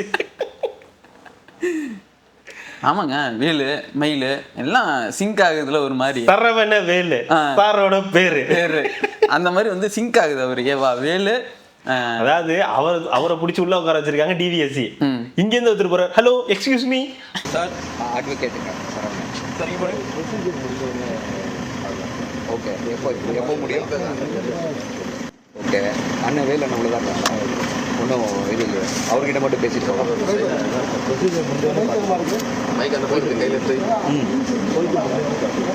ஓகே, இல்லை அவரை மட்டும் அவர் கரெக்டாக இருக்காரா, இதாக இருக்காரா? இல்லை நாங்கள் பார்க்கணும், நீங்கள் சொல்கிறீங்க. அதான் சார், எதுவாக இருந்தாலும் முடிஞ்ச உடனே பார்த்துக்கலாம். ஓகே, அட்வொகேட் மெல்டிங் பாயிண்ட் வந்துட்டு போய் இப்ப நாங்க என்ன பண்ணணும்? அவர் நல்லா இருக்காரா, போன் பண்ணி கேள்றா. கதவை திறக்க முடியாது, அப்படியே போயிரு வந்த வழியா. இது நமக்கு அவமானம். இவரு போனாரு, அதுலயும் சிரிச்சுக்கிட்டே, ஹலோ எக்ஸ்கியூஸ் மீ, நான் அட்வொகேட் வந்திருக்கேன், வந்துட்டு போய் இப்ப நாங்க என்ன பண்ணணும்? இவர் போயிட்டு திருப்பி சீனியர் அனுப்பி விட்டுருக்காரு. அது ஒரு அப்புறம் இவர் ஃபர்ஸ்ட் உள்ள அனுப்பல, அதுக்கப்புறம் பேசிட்டு ஒரு உள்ள போயிட்டு வந்து விசாரிச்சுட்டு வந்து வந்திருக்காரு. அதுக்கப்புறம் இன்னொருத்தர் போயிருக்காரு, ஓ அலும்ப பார்த்தவன் திமுகவை அழிக்க தானே வந்தவன் அப்படின்னு ஆராசா வந்திருக்காரு. அவர் போய் பார்த்தாரா என்னன்னு தெரியல, ஆனா அவரும் வந்து போயிருக்காரு. போயிட்டு இந்த மாதிரி வந்திருக்காருன்னு சொல்லுங்க, வந்திருக்கோன்னு சொல்லுங்க. அவரு என்னோட பார்ட்னர் தாங்க, அவரையும் சேர்த்துக்குங்க அப்படின்னு ஏவாவேலு உள்ள இருந்து கூட்டுதாங்கன்னா. ஆனா பெரிய அலிகேஷன்ஸ், அறப்போர் இயக்கம் வச்சிருக்கக்கூடிய அந்த புகாரின் அடிப்படையில தான், எஃப்ஐஆர் அடிப்படையில தான் இந்த வழக்கு வந்து எடுக்கப்பட்டிருக்கு. கிட்டத்தட்ட 20 இடங்கள்ல 10 இடங்களோ 20 இடங்கள்லயே வந்து 13 இடங்கள்ல சோதனைகள் நடந்துச்சு. அவருடைய கார்ல கூட ஏதோ துண்டு சீட்டுகள்லாம் இருந்து அதை வந்து எடுத்திருக்காங்கன்ற மாதிரி சில விஷயங்கள் வந்திருக்கு. ட்ரில்லிங் மிஷின்லாம் கொண்டு போயிருக்காங்க. ஆமா, அது திறக்கிறதுக்கு சில இடங்களை இது பண்றதுக்கு ட்ரில்லிங் மிஷின். இந்த ரைடுன்னு ஒரு படம் பார்த்திருப்பீங்க, தமிழ்ல வந்து இதுவா வந்துச்சு, தானா சேர்ந்த கூட்டம் அப்படின்னு வந்து சூர்யா படம். இந்த உடச்சி மேல இருந்தெல்லாம் எடுப்பாங்கல்ல, அந்த மாதிரி ஏதோ எடுக்கிறதுக்காகவோ என்னவோ தெரியல, கித்தில் எடுத்துட்டு போயிருப்பாங்க கந்தசாமி மாதிரி நினைச்சேன். அந்த இல்லைன்னா இது மாதிரி தான் எடுத்துட்டு போகணும். நல்லா இருக்கும்ல விஜய் அவர்கள் அந்த சுத்தி ஒயிட் ஷர்ட் பிளாக் பண்ணிட்டு அந்த சுத்தியில் எடுத்துட்டு கந்தசாமி மாதிரி போயிட்டு பசக்குன்னு அடிச்சு உடச்சு எடுத்துட்டு வந்தாருன்னா. ஏற்கனவே சினிமா பாணியில தான் போயிட்டு இருக்குன்றாங்க, இதுல நீங்க இதெல்லாம் தூக்கிட்டு போகணுமா? எப்படியோ லஞ்சம் ஊழல்லாம் ஒளிஞ்சாங்க. அது ஓகே, நான் இதை சொல்றேன். இப்போ இது இடத்துல இது இவ்வளவு விஷயங்களை வந்து நடந்திருக்கு. அதுக்கு மூல காரணமாக இருக்கிறது அறப்போர் இயக்கம் அவங்களுடைய அந்த வழக்கு. அதன் அடிப்படையில் தான் இந்த விசாரணை மேற்கொள்ளப்பட்டிருக்கு. கிட்டத்தட்ட நிறைய ஆதாரங்கள் திரட்டி இருக்கிறதா வந்து சொல்றாங்க. எவ்வளோ என்ன ஏதுன்னு சொல்லலை, ஆனால் ஒரு 4 கோடி ரூபாய்க்கு வந்து வேலையே பண்ணாம 4 கோடி ரூபாய்க்கு டெண்டரை போட்டு எடுத்து இந்த இதெல்லாம் வந்து பண்ணியிருக்காங்கன்றது தான் விஷயம். இதுல ஒன்றும் ஆர்எஸ் பாரதி அன்னைக்கு அவர் வந்து முதலமைச்சர் அவர்களை எதிர்த்து கேள்வி கேட்டோம்னா அவர் மேல இன்னைக்கு வந்து வழக்குனா 59 பேர் மேலேயும் போடணுமே, என்ன ஏவாவேலு மட்டும்தான் இதுவா என்ன? 59 அப்படி பார்த்தா அவர் எல்லாருமே எதிர்த்து பேசினாங்க. அது அப்படி கிடையாது, இதெல்லாம் வழக்கு ஏற்கனவே இருக்கக்கூடியதுதான். அறப்போர் இயக்கம்லாம் தொடர்ந்து சொல்லக்கூடிய விஷயங்கள் தான், இதெல்லாம் எல்லாருக்கும் தெரிஞ்ச விஷயம். நீங்க யாரு, உங்களுடைய அடிப்படை என்னவா இருந்துச்சு, நீங்க எங்க வேலையிலிருந்து வந்தீங்க, இப்ப என்னவா இருக்கீங்க, உங்க பேர்ல இப்ப எத்தனை காலேஜ் இருக்கு, திருவண்ணாமலையில எத்தனை இடங்கள் இருக்கு, என்னென்னலாம் பண்ணிட்டு இருக்கீங்கன்றது மக்களுக்கு தெளிவா தெரியக்கூடிய விஷயம். இதுல என்ன இருக்கு? இதுல இருந்து பழி போடுற அரசியல்ல என்ன இருக்கு, பழி வாங்குறதுக்கு முதல்ல என்ன இருக்கு? நீங்க என்ன பண்ணிருக்கீங்களோ அதற்கு வந்திருக்காங்க, இல்லைன்னா இல்லைன்னு தெரிய போது வழக்கு போட போறாங்க. நீங்க போய் எப்படி உயர் நீதிமன்றம், உங்கள்கிட்ட இருக்க பணத்துக்கு உயர் நீதிமன்றம், உச்ச நீதிமன்றம், உலக நீதிமன்றம் எல்லாத்துக்கும் போவீங்க. ஒரு பிரச்சனையும் கிடையாது. வழக்கு வந்து விரைவில் தீர்ப்பு வருதா, என்ன பண்றாங்கன்றது அடுத்த கட்ட நடவடிக்கை. ஆனால் இப்போதைக்கு இதுதான் விஷயம். அந்நியார் எதுவும் சப்போர்ட்டுக்கு வரல? எந்த அந்நியார் வருவாங்க? கொஞ்ச நேரம் ஆகும். கொஞ்சம் இது வந்து நான் தம்பி விஜயை வந்து வன்மையா கண்டிக்கிறேன் அப்படின்னு ஏதாவது வந்து கேப்டன் அவர்கள் இருந்திருந்தால் இந்த மாதிரி நடந்திருக்காது அப்படின்னு சொல்லி வந்திருப்பாங்க. இந்நேரம் கேப்டன் இது மாதிரி இருந்தால் நீங்க இங்க வந்திருக்கவே மாட்டீங்க. அது வேற விஷயம். இதுக்கும் கேப்டனுக்கு எந்த சம்மந்தமும் கிடையாதுன்னு வச்சுக்கோங்களேன். அந்நியார் வந்தாங்கன்னா அந்நியாருக்கும் தேவையான சில தேவையில்லாத பல விஷயங்கள் நடக்கும். அதனால இந்த விஷயத்துல அவங்க அவ்வளவு சீக்கிரம் தலையிட மாட்டாங்க. அந்நியார் சொல்லிட்டு போயிடுவாங்க. வாட்டர் பாட்டில் இன்னும் வைக்கல சட்டசபையில, அதை நான் வந்து பெரிய பிரச்சனையா வந்து பேசிக்கிட்டு இருக்கேன். சபாநாயகர் அதை பத்தி பேசலாம்னு போறேன் அப்படின்னு வந்து சொல்றதுக்கான வாய்ப்புகள் தான் இருக்கு. ஸோ டிவிஎஸ்சி இந்த வழக்கை முன்னெடுத்து நடத்தி பண்ணிக்கிட்டு இருக்காங்க அறப்போர் இயக்கத்தோட. இதனால அடுத்து என்ன நடக்கும், எல்லாத்தையும் தோண்டி எடுங்க அப்படின்னு இருக்காங்க போல இருக்கு. ஆமா, இவ்வளவு நாள் அவர் தானே இருந்தாரு, அருண் அவர்கள் தானே இருந்தாரு. இவ்வளவு நாள் இல்லாம இப்ப மட்டும் என்ன ஆட்சி மாற்றம்? இப்ப இருக்கக்கூடிய அதிகாரிகள், இப்ப இருக்கக்கூடிய முதலமைச்சர், இப்ப இருக்கக்கூடிய அமைச்சர்கள் இந்த வழக்கு ஏதுன்றதை எடுத்து விசாரணை எடுத்து பண்றாங்க. ஏங்க நீங்க உங்க வீட்லயே, உங்க சொந்தக்காரங்க வீட்லயே இதெல்லாம் போய் பண்ணுவீங்களா? நீங்க ஒரு பெரிய அதிகாரியா இருக்கலாம், அதுக்காக உங்க சொந்தக்காரங்க வீட்லயே போய் அதை பாரு இதை பாருலாம் சொல்ல முடியாதுல்ல. இப்ப அப்படி கிடையாதுல்ல. உனக்கு வேற இருந்து போச்சு இல்ல, இப்ப நீ என்ன வேணாலும் பண்ணலாம்ல. அதுக்கு தான் இந்த முள்ளு, இந்த முள்ளை வச்சுதான் இந்த முள்ளை எடுக்கணும். ஏன்னா இந்த முள்ளுக்கு தான் தெரியும் எங்க என்ன இருக்குன்றது, அந்த முள்ளுக்கு தானே தெரியும். அதனால தம்பி போன் அடிக்கிறாரு, இருங்க அப்படியே லைன்ல இருங்க, பேசுவோம். தம்பிட்ட என்ன சொல்றாருன்னு கேட்போம். சொல்லுப்பா. ஒரே நிமிஷம். சொல்லுப்பா. டிக்கெட் கிடைக்கல. அதான் எங்களுக்கு நீ போகும்போதே தெரியுமே, ஊருக்கு போகும்போதே. நான் எவ்வளவு ட்ரை பண்ணேண்ணா, கிடைக்கலண்ணா. கிடைக்க கூடாதுன்னு தானே? 1200 இல்லண்ணா, 1200 இருக்குண்ணா. 2000 அனுப்பு. சரி சரி, இப்போ நாளான்னைக்கு வந்தா எப்போ எவ்வளவு கிடைக்கும்? 600 போட்டீங்க. நாளைக்கு இருக்கு. நாளைக்கு நைட்டு தான் கிளம்புவீங்க? நாளைக்கு சாயங்காலம். அதான் எல்லாம் ஒண்ணுதான்ப்பா, சனிக்கிழமை தான் வேலைக்கு வருவேன். இருக்கட்டும். ஆமாண்ணா. சரி, நான் கொஞ்ச நேரம் கழிச்சு வரேன். வீடியோல இருக்கேன், இன்டர்வியூல இருக்கேன். சரி. நீ பேசுறதெல்லாம் மக்கள் கேட்டுட்டு தான் இருக்காங்க. ஐயோ, அந்த போர்ஷனை கட் பண்ணிருங்க. வாய்ப்பே இல்ல ராஜா, உன்னை நிறைய தடவை மன்னிச்சு விட்டுருக்கேன், இந்த தடவை மன்னிக்க மாட்டேன். வா. இதுல வேற வந்து வீடியோ வந்து ஏன் லேட்டா போடுறீங்க கேள்வி இப்ப தெரியுதுங்களா? நிலைமை எங்களுக்கு தான் தெரியும் அப்படின்ற மாதிரி இருக்குது. அடுத்தது இதுலயே ஏதோ ஒரு விஷயம் இருந்துச்சே. ஆதோ அர்ஜுன் அவர்கள் வந்து ஒரு குற்றச்சாட்டு வச்சிருக்காங்க. இந்த 32 மினிஸ்டர் இதில் வந்து 16 சரிபங்கா பிரித்து உதயநிதி அவர்களுக்கு ஒரு 16ம் சபரீசன் அவர்களுக்கும் ஒரு 16ம் போயிருக்கு. ஃபுல்லாக இதுலேருந்து எல்லாமே பணப்பட்டுவாடை எல்லாமே அங்கே தான் போயிருக்குன்னு ஒரு குற்றச்சாட்டு வேற வச்சிருக்காரு. ஆதவர்ஜனா பெரும்பாலும் இந்த மாதிரி குற்றச்சாட்டுகளை வைக்கிறாரு, ஆதாரத்தோட எதுவும் சொல்ல மாட்டேங்கிறாரு. அதுதான் பிரச்சனை. அவர் வந்து சொல்லிட்டு போறாரு, இந்த மாதிரி ஒண்ணு நடந்தது, அன்னைக்கு கூட சட்டமன்றத்துல திமுக நிர்வாகியால இது பண்ணப்பட்டாங்க ஒரு குழந்தை அப்படின்னு. அடுத்த நாள் அதுக்கு ஆதாரம் எதுவுமே அவர் வந்து கொடுக்கல. இன்னைக்கு அதே மாதிரி தான் ஒரு 16 சொல்றாரு. ஓகே, இதை நம்ம வந்து அப்படியே அக்செப்ட் பண்ணிக்க முடியாது. ஏன்னா வைக்கிறது டைரக்டா நீங்க தலைமை மேல வைக்கிறீங்க. ஸோ அப்போ அதுக்கு சரியான ஆதாரத்தோட நீங்க சில விஷயங்கள் சொல்லணும். நீங்க மைக்க நீட்டுறாங்கன்றதுக்காக நீங்க வந்து எல்லாத்தையும் நீங்க சொல்லவும் முடியாது. இது நடந்திருக்கலாம், நான் இல்லைன்னா மறுக்கல. ஆனா இது நீங்க சொல்ல வேண்டிய இடத்துல சரியா சொல்லுங்க, ஆதாரத்தோட சொல்லுங்க. வெறுமனே சும்மா பிரஸுக்காக வந்து சொல்லாதீங்க. இது பிரஸுக்காக சொல்லியிருப்பாருன்னு நான் நம்பல. பட் இந்த மாதிரி சொல்லும்போது ஏதாவது ஒரு ஆதாரம் கொடுங்க. இது மாதிரி நடந்திருக்கு, இது நடந்திருக்கு, இது வச்சிருக்காங்கன்றத சொல்லிட்டு கொடுத்தாருன்னா இன்னும் பெட்டரா இருக்கும். அப்படி ஒரு சொல்ற மாதிரி நடந்தாருன்னா அது ஒரு பெரிய விஷயம் அது. ஏன்னா அது சாதாரண இது கிடையாது. திமுகவே ஆட்டி படைக்கக்கூடிய ஒரு விஷயம். ஏன்னா தெரியும் 2 பேர் மேலேயும் வந்து அவங்க கட்சியிலேயே ஒரு ஆடியோ ரிலீஸ் ஆனதெல்லாம் நம்ம கேட்டிருக்கோம். இப்பவே 30,000 கோடி வந்துருச்சு, 40,000 கோடி வந்துருச்சுன்னு சொன்னதுக்கு அப்புறம் பிடிஆரை வந்து மாத்திட்டாங்கன்னு போது அவர் வந்து வெறுமனே சொல்றதுக்கான வாய்ப்புகள் கிடையாது ஆதவ அர்ஜுனா. ஆனா நீங்க சொல்லும் போது இன்னும் தெளிவா ஆதாரத்தோட இதுதான் இந்த துறை தான் இதுல இருந்து போயிருக்குன்னு சொன்னாருன்னா இன்னும் பெட்டரா இருக்கும்ன்றது தான் நம்மளுடைய கருத்தா இருக்கு. ஏன்னா இது அப்படியே கடந்து போயிடும்ல. அது இல்லாம இதுல விஷயங்கள் இருந்தா அது என்ன எடுத்து டெப்தா பேசுறதுக்கு ஈஸியா இருக்கும் சொல்றேன். மக்களும் தெரிஞ்சுப்பாங்கல்ல. அதுதான் அப்படியே சொல்லியிருக்கேன்னா என்ன ஒவ்வொரு துறையா நாங்க அப்படியே வரோம் தான். இன்னைக்கு வந்துருக்குல்ல, இது வந்துருக்குல்ல, மின்சாரத்துறையில இருந்து வெள்ளை அறிக்கை விட்டுருக்காங்க. ஒரு 58,000 கோடி. Hey, just everybody just 58 crores தான். ஆனா 1028 கோடி டெண்டர்ல மட்டும் 1000 crores இல்ல 58,000 crores வந்து இது 1028 கோடி வந்து டெண்டர்லயே மட்டும் 1028 கோடி வந்து தனியா டெண்டர்ல மட்டும் ஊழல். வாழ்த்துக்கள் முன்னாடி சொல்லணும். ஏன்னா இந்த மாதிரி ஒரு சாதாரண விஷயம் கிடையாது. 58,000 கோடி 1028 கோடின்றதெல்லாம் வங்காளத்துல கேட்டதுதான் 500 கோடி அப்படின்னு கேட்டதான் அப்ப பெரிய நம்பரா இருந்தது. 500 கோடி அப்படின்னு இப்ப பார்த்தா அசால்ட்டா 500 கோடி அப்படின்றான். 1028 கோடி தான் அப்படின்றாங்க. 600 ரூபா தானா? 600 ரூபா தாங்க இருக்கு அப்படின்ற மாதிரி. என்னங்க நீங்க சரிஞ்சு கடந்திருந்த மின்சாரத்துறையை தூக்கி நிப்பாட்டி இருக்கிறது திமுக அரசு தான். இந்த 5 வருஷத்துல நீங்க இதை போய் இப்படிலாம் பேசலாமா? நீங்க அண்ணன் இன்னைக்கு வந்துட்டார்ல, டக்குன்னு பேப்பர் எடுத்துக்கிட்டு இதை பாருங்க, நாங்க தான் எல்லாத்தையும் நிமித்தணும். என்னத்த சாஞ்சு கடந்திருந்த மின்சாரம், ஆமா இவரு தான் போய் கையை பிடிச்சி அப்படியே நிறுத்தி வச்சாரு அப்படின்ற மாதிரி. அதை சொன்னீங்களா, இதை சொன்னீங்களா? சொன்னதுக்கு முதல்ல பதில் சொல்லுங்க. இது நடந்திருக்குன்னு சொல்லியிருக்காரு ஒரு துறை அமைச்சர். அதுக்கு பதில் சொல்லுங்கன்னா நாங்க தான் தூக்கி நிறுத்தணும், நாங்க தான் சாஞ்சிருந்ததை தாலாட்டு படி தூங்க வச்சோம்லாம் பேசுறது கூடாது தான் விஷயம். ஆனா விரைவில் இது ஏதோ நடக்க போகுதுங்க. இந்த மின்சாரத்துறையில சம்திங் ஹேப்பன். 2-3 விஷயங்கள் உள்ளுக்குள்ள ஓடிக்கிட்டு இருக்கு. அதை டைரக்டா இப்ப சொல்ல முடியாது. பட் ஆனா விரைவில் ஒண்ணு நடக்க போகுது. அது வந்து ஒரு பெரிய சேஞ்சா தான் இருக்கும். ஒரு மாசம் 2 மாசம் மீண்டும் தியாகி பட்டம் வாங்குவதற்கான அத்தனை தகுதிகளும் வந்துகிட்டு இருக்கணும்ல. ரெடி.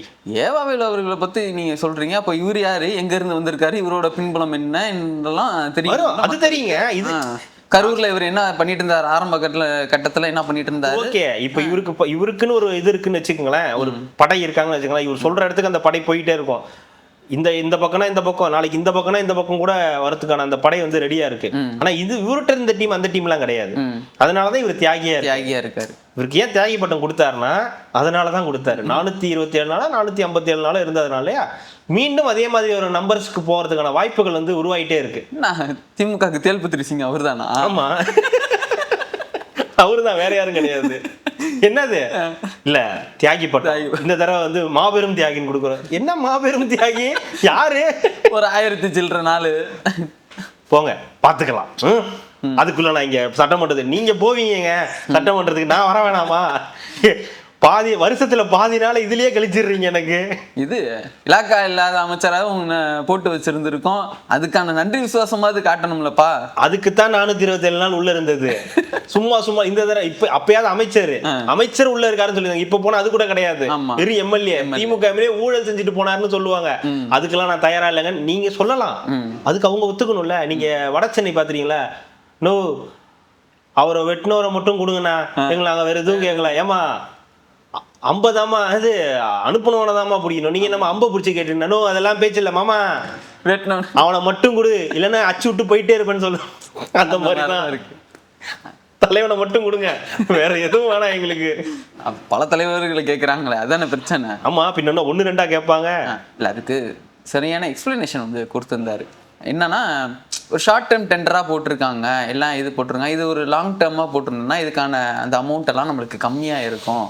அதெல்லாம் இவங்க பண்ணாததுனால பணம் விரயம் வந்து அதிகமாக இருக்கு அப்படின்னு இங்கேருந்து ஒரு தகவல் சொல்ல, அங்கேருந்து குறுகிய காலத்துக்கு தான் நம்மளுக்கு நிறையா மின்சாரம் தேவைப்படுது, அதெல்லாம் நான் கரெக்டாக தான் பண்ணியிருக்கேன்னு விளக்கம்லாம் அருமையாக கொடுத்துருக்காரு. விளக்க கடிதம்லாம் நாங்கள் கேட்கல. பண்ணியா இல்லையா அவ்வளோதான் விஷயம். பண்ணலை அப்படின்னா ஓகே, பண்ணியிருந்தீங்கன்னா அதுக்கான இதை வந்து நீங்கள் அனுபவிச்சு தான் ஆகணும், அதில் மாற்றுக்கிறது கிடையாது. டாட். பண்ணேன்னு சொன்னா எல்லாரும் நம்பிடுவாங்க, பண்ணலன்னு சொன்னா ஒரு பேரும் நம்ப மாட்டாங்க. அவர் என்னதாங்க பண்ணுவாரு? பண்ணதுக்கு தான் அனுபவிக்கிறீங்கல்ல, எல்லா சொகுசையும் அனுபவிக்கிறீங்கல்ல. என்ன அனுபவிச்சேன்? திடீர்னு வீட்டுக்கு தேடி போலீஸ் வருது, நான் காரை விட்டுட்டு பின்வ சொல்லியா நான் ஓடி போறேன். அதுக்கு எங்க அனுபவிக்க விடுறீங்க? கார்ல தானே போனீங்க, பைக்லயோ ஆட்டோலயோ போலீங்க, அந்த காரை யூஸ் பண்றீங்கல்ல. அப்புறம் என்ன, கொஞ்ச நாள் கழிச்சு ஒரு 2 மணி நேரம் கழிச்சு திருப்பி வந்து எடுத்துக்கிறீங்கல்ல, அப்புறம் என்ன விடுங்க. கார்ல போறது உங்களுக்கு பிடிக்கல. அடுத்தது ஈவி. சரி, ஓகே. ஈவிலே எது ஒன்று வந்துச்சு. சரி, ஓகே. Happy news, 300 buses. ஒரு பஸ் நேற்றுக்கு தான் சொல்லிட்டு இருந்தீங்க. 300 பஸ் சும்மா போய் நிப்பாட்டுறீங்க நீங்க. காலையிலேயே கிளம்பி போயிட்டு கொடியாட்டி உட்காந்து பஸ்லயும் போயிட்டு ஃபன் பண்ணிக்கிட்டு டிரைவர் கூட அதுவுமே அவங்களுக்கு பொறுக்கல. பாத்தீங்களா, ஒரு மக்களோட ஏறி அந்த பஸ்ல வந்து பயணம் பண்ணாரு. இவர் பாருங்க, அவர் சீட் பக்கத்துல யாருமே உட்கார வைக்க கூடாதுன்னு தனியா போறாரு அப்படின்லாம் வந்து போட்டிருந்தாங்க. நான் கூட ஒருத்தண்ட ஃபோன் பண்ணி பேசினேன், நீங்களும் வந்து பாத்தீங்க. அவன் என்னெல்லாம் பதில், கழக உடன்பிறப்பு என்னெல்லாம் பதில் சொல்லுச்சுன்றதை நீங்க வந்து பாத்தீங்க. என்னன்னா, எனக்கு உங்களுக்கு என்ன தோணுச்சு அந்த பஸ்ல போகும்போது? ஏதாவது சீன்ஸ் ஞாபகம் வந்துச்சா? எதுல? அந்த பஸ்ல போனார்ல. ஆமா, அவரோட படத்தோட போனதுதான் ஞாபகம் வந்துச்சு. இல்ல, அவரோட படத்தோட சீன்ஸ் ஏதாவது ஞாபகம் வந்துச்சா? இல்ல இல்ல, இதுதான் வந்துச்சு. ஜெடி ஞாபகம் வந்து. ஆமா, ஓகே ஓகே ஓகே. ஜெடி பஸ்ல போவார்ல, அந்த பஸ்ல ஏறுறது. ஆமா, அது ஞாபகம் வந்துச்சு. ஆனா எனக்கு மட்டும் ஏன் காரப்பொரி வாங்கி தரதுக்கு எனக்கு காரப்பொரி வேணும்? ஆமா, அந்த சீன் தான் ஞாபகம் வருங்களா? சொல்ல போனா எனக்கு காரப்பொரி வேணும். அவங்களுக்கு அதுதான் தோணும். அப்ப அந்த சீனை ரசிச்சாங்க எல்லாரும். ஆமா, இப்ப ஹேட் பண்றாங்க. அது அவரோட தனி பர்சனல்ங்க, அது எதுவும் சொல்லலைங்க. ஜஸ்ட் ஏன் இதுக்கு மட்டும் ஏன் டென்ஷன் ஆகுறீங்க? நான் எல்லாத்தையும் ஃபன்னா எடுத்துக்கிறீங்க, இதை மட்டும் ஏன் டென்ஷன் ஆகுறீங்க? எனக்கும் அவருக்கும் ஒரு 1/2 மணி நேரம் விவாதமே போயிருச்சு. அவர் என்னன்னு கேட்க, நான் இதுன்னு சொல்ல, அது அப்படியே கடந்து போயிடணும். அவ்வளோ கடந்து போயிடணும். குடும்பம் ஏத்துக்குங்க. நான் எதுவுமே பேசல, அது அந்த டாபிக்கே போகாதீங்க. எனக்கு அதை பார்த்தோன்னே அப்படி தோணுச்சுன்னு சொன்னது. ஏன்னா அவரு அந்த ஒரு 2-3 சீன் தான் பஸ்ல இருக்கும். எனக்கு தெரிஞ்சு ஒரு லவ் டுடேவா ஒன்ஸ் மோரோ தெரியல, லவ் டுடே நினைக்கிறேன். அதுல பஸ்ல ஃபுட்பால் அடிச்சுட்டு போவாரு, எல்லாம் பண்ணுவாரு. அதுக்கப்புறம் வந்து துல்லாத மனம் துள்ள சிம்ரனுக்கு டிக்கெட் எடுக்கிறதுக்கு அசிங்கப்பட்டு நிப்பாரு. கிளைமேக்ஸ் அங்கே அங்கதானே பஸ்க்குள்ள தானே தேடிட்டு வருவாங்க. அது காலேஜ் பஸ். நான் சொல்றது இந்த லோக்கல் பஸ், நம்ம சென்னை பஸ். அதுக்கப்புறம் பார்த்தா கில்லியில காரப்பொரி சீனு. அதுக்கப்புறம் தான் ஜேடி அந்த மாஸ்டர் படத்துல ஓடி வந்து இந்த ஏறுறது. மத்த எல்லாத்துலயும் ஒரு நிக்கிறது இந்த மாதிரி தான் இருக்கும். அந்த ஒரு படத்துல கில்லியில மட்டும்தான் உட்கார்ந்து இருக்க மாதிரி வரும். அந்த பொசிஷன்ல உட்காந்து எனக்கு காரப்பொரி சாப்பிடணும் போல இருக்குன்னு அவங்க சொன்னோன்னே 40 நிமிஷம் தான், 40 நிமிஷம் இருக்காங்க, 40 நிமிஷம் தான் இருக்குன்னு சொல்ற சீன் ஞாபகம் வந்துச்சுன்னு சொல்ல வந்தேன். அதே மாதிரி வீடியோ எல்லாம் எடுத்தாரு இன்னைக்கு, மக்களுக்கு அந்த வீடியோ எடுத்து. அது ரெக்கார்டிங் இந்த தடவை ரெக்கார்டிங் அது போடுவீங்களா போட மாட்டீங்களா அப்படின்னு கேட்டிருக்காங்க. எந்த தடவை ரெக்கார்ட் போடல அப்படின்னு கேட்குறாங்க, மக்கள் கேட்கல. ரெக்கார்டிங்லாம் போட்டு தான் இருந்துச்சு. ஜாலியா போனாரு, ஃப்ரண்ட் சீட்ல உட்காந்துட்டு போயிட்டு வந்திருந்தாரு, டிக்கெட் எடுத்தாரு, டிரைவரை கண்டக்டரை பக்கத்துல உட்கார வச்சுக்கிட்டு ஜாலியா தான் வந்தாரு. போகும்போதே எல்லாமே நல்லா இருந்தாரு பார்க்க. இன்னைக்கு நல்லா கூலா இருந்தாரு. இந்த கூலிங் கிளாஸ் எல்லாம் வாங்கிடுச்சுன்னாங்க. அதாவது வாங்கியிருக்கு, பஸ் காசு கொடுத்து வாங்கியிருக்குது, காசு கொடுத்து வாங்கியிருக்குது. உங்க மாதிரி லீஸுக்கு எடுக்கல, நம்ம காசு கொடுத்து வாங்கி இன்னொரு 600 பஸ் ஏதோ வாங்குறதுக்கான இது திட்டங்கள் வந்து போயிட்டு இருக்குது. கூடிய சீக்கிரம் வந்து இன்னொரு 600 பேருந்துகள் வாங்குறோம் அப்படின்ற மாதிரி சொல்லியிருக்காங்க. நம்ம அம்மா இங்கே ஹவுஸ் கீப்பிங் வருவாங்கள்ல, அவங்களே ஃப்ரீ கூட வேணாங்க, நல்ல பஸ்ஸாக ஏதாவது விட சொல்லுங்கள், கும்பல் இல்லாமாவது நம்ம போயிட்டு வருவோம், ஃப்ரீ பஸ்ஸுன்னு கொடுத்து. அதுக்கு தான் இவ்வளோ தூரம் பேசுகிறாங்க. யாருங்க பேசுகிறாரு சொல்லுங்கள், நான் வந்து உட்கார்றேங்க பேசுகிறதுக்கு அப்படின்னு டென்ஷன் ஆகிட்டாங்க அவங்களே. நான் பேசுகிறேங்க, வந்து கிழிச்சு விட்டுற மாட்டேன் எவனாவது தான் பேசினானா அப்படின்னாங்க. கொஞ்சம் டென்ஷன் ஆகாதீங்க போங்க அப்படின்னு அனுப்பி வச்சேன். அப்புறம் ரகுபதி ராகவ ராஜாராம் ரகுபதி ராகவ ராஜாராம் பேசியிருக்காரு. ஆமா, அது ஒண்ணு. காலையில அப்படி ஒரு தோற்றம், நேற்று காலையில் அப்படி ஒரு தோற்றம், அதான் முந்தா நாள் சாயந்தரம் பார்த்தீங்கன்னா திரிசா வீட்டுல வேற ஒரு தோற்றம். அதாவது நீங்க சொன்னதுதான். அதான் இப்போ ஒரு தோற்றம், அப்புறம் ஒரு தோற்றம், அதுக்கப்புறம் ஒரு தோற்றம், அவங்க நடிகை வீட்டுக்கு போனா அங்க ஒரு தோற்றம் 6 மணிக்கு மேல அப்படின்னு. அதான் சொல்றேனே, இவங்களோட டிஎன்ஏலே அது கலந்துருச்சுங்க. இந்த இப்போ புதுசா ஒரு ரத்தம் வந்துச்சுன்னு சொன்னோம்ல, இவங்க சொல்லிட்டு இருக்காங்களா ஜென்சி, அந்த ரத்தத்துல அதை விட மோசமா இருக்கு. அதாவது தனிப்பட்ட தாக்குதல், தனிப்பட்ட முறையில் அவங்கள ஒரு முதலமைச்சரை பேசுறது, அவங்களுடைய பர்சனல் லைஃப் எடுத்து பேசுறது, அதையும் அவதூறா பேசுறது, அசிங்கமா பேசுறது, இதுவே அவங்களுடைய டிஎன்ஏலே கலந்துருச்சு போல. அப்போ திமுக மேல இருக்கக்கூடிய அந்த நம்பிக்கைன்றது கொஞ்சம் கொஞ்சமா கம்மியாயிட்டே வந்துகிட்டு இருக்கு. அதாவது திமுக கொள்கை பிடிப்புள்ள கட்சி, திமுகவுக்கு அந்த இது இருக்கு, திமுகவுக்கு இந்த வரலாறு இருக்கு, இந்த வரலாறு இருக்குலாம் பேசினா கூட உண்மையா பார்த்து சொல்லணும்னா இவங்களோட டிஎன்ஏல இது கலந்துட்டதுனால இது வந்து மக்கள் விரும்ப மாட்டேங்கிறாங்க. பாக்குறவங்களுக்கு இன்னும் டென்ஷன் ஆகுது. ஒரு காமன் பீப்புளுக்கு கூட, ஒரு விஜய் மேல நம்பிக்கை இல்லாத இல்ல தாவேக்காய் சாராத நபர்களுக்கு கூட இவங்களோட பேசுறத பார்த்தா இப்போ உங்களுக்கு என்ன பஞ்சாயத்து, என்ன நடந்துருச்சு, உனக்கு ஏதாவது கெட்டது நடந்திருக்கா, இல்ல ஒன்னா ஏதாவது அந்த மாதிரி இருக்கே தவிர இதுதான் பெரிய பிரச்சனையா இருக்கு. எங்க போனாலும் நடிகையோட கனெக்ட் பண்ணி பேசுறது, அங்க போய் படுத்திருந்த, இங்க போய் படுத்திருந்த, பனையூர்ல இருந்த, பங்களால இருந்த, அந்த நடிகையோட இருந்த, இந்த நடிகையோட இருந்தேன்னு பேசும்போது ஒரு காமன் பீப்புளுக்கு எப்படி தோணும்? ஒரு காமனா இருக்காங்க. இன்னைக்கு என்னங்க சொன்னேன் உங்ககிட்ட, இந்த அழுக்குலயே தெரியுமே ஒரு ஜீவன், அதுக்கு ஏதோ அடிச்சு விடுவாங்களா, அடிச்சா அப்படிதான் தெரியுங்களா, அந்த மாதிரிதான் இன்னைக்கு எல்லாருமே, அந்த மாதிரிதான் இவங்க எல்லாருமே இப்படி பண்ணிக்கிட்டு இருக்காங்க. எதையோ வச்சா வெடிச்சு கதற மாதிரி அந்த மாதிரிதான் எல்லாரும் சுத்திக்கிட்டு இருக்காங்க. ஆமா, தோத்துட்டீங்க, முடிஞ்சு போச்சு, வரலாறுல இல்லாத தோல்விதான், ஒன்றும் பண்ண முடியாது. அதுக்கு என்ன பண்ண முடியும்? அதுக்கு அனலைஸ் பண்ணிட்டு கொஞ்ச நாள் அமைதியா இருந்துட்டு மன அழுத்தத்தெல்லாம் போக்கிட்டு ஒரு 3 மாசம் கழிச்சு ரெஃப்ரெஷ்ஷா வந்து வாங்க அடுத்து என்ன பண்ணலான்றத பாப்போம்னு சொன்னா ஓகே. ஐயோயோ ஐயோயோ ஐயோன்னு இந்த வடிவேல் படத்துல ஒரு பின்னாடி ஓடி வருவாங்க, டே ஓடாத ஓடாத நில்லு, அமைதியா போ. அந்த மாதிரி வந்து பண்ணிக்கிட்டு இருக்காங்க. அது ரகுபதி அவர்களா இருக்கட்டும், ஆர் ஆசா அவர்களா இருக்கட்டும், இவங்க எல்லாருமே சீரியஸா சொல்லணும்னா திமுகவை பின்னாடி இழுத்துக்கிட்டே போறாங்க. கொஞ்சம் கொஞ்சம் கொஞ்சம் கொஞ்சமா இழுத்துட்டு போவாங்கன்னு பார்த்தோம். இல்ல, ஒரே அடியா இழுத்து கீழே தள்ளிட்டு முடிச்சு விட்டுட்டு போயிடலாம், எதுக்கு டைம் வேஸ்ட் பண்ணிட்டு இருக்கீங்க அப்படின்றதான் இவங்களோட இதுவா இருக்கு. அதுல ரகுபதியோட பேச்சும் அப்படிதான் இருக்கு. தாமோ அன்பரசன் இன்னும் அந்த பழைய நபர்களாவே இருக்காங்கல்ல, இன்னும் அந்த அப்டேட் ஆகாம இன்னும் நம்ம இப்படிதான் பேசணும். அதுதான் இம்பாக்ட் பிளே. ஏன்டா 13 ஜோக்கரா இருக்கிற மாதிரி தான் இருக்கு. இம்பாக்ட் பிளேயர்னா இம்பாக்ட் பண்ணணும், இம்பாக்ட் ஃபுல்லா இந்த டீமுக்கே இருக்குது.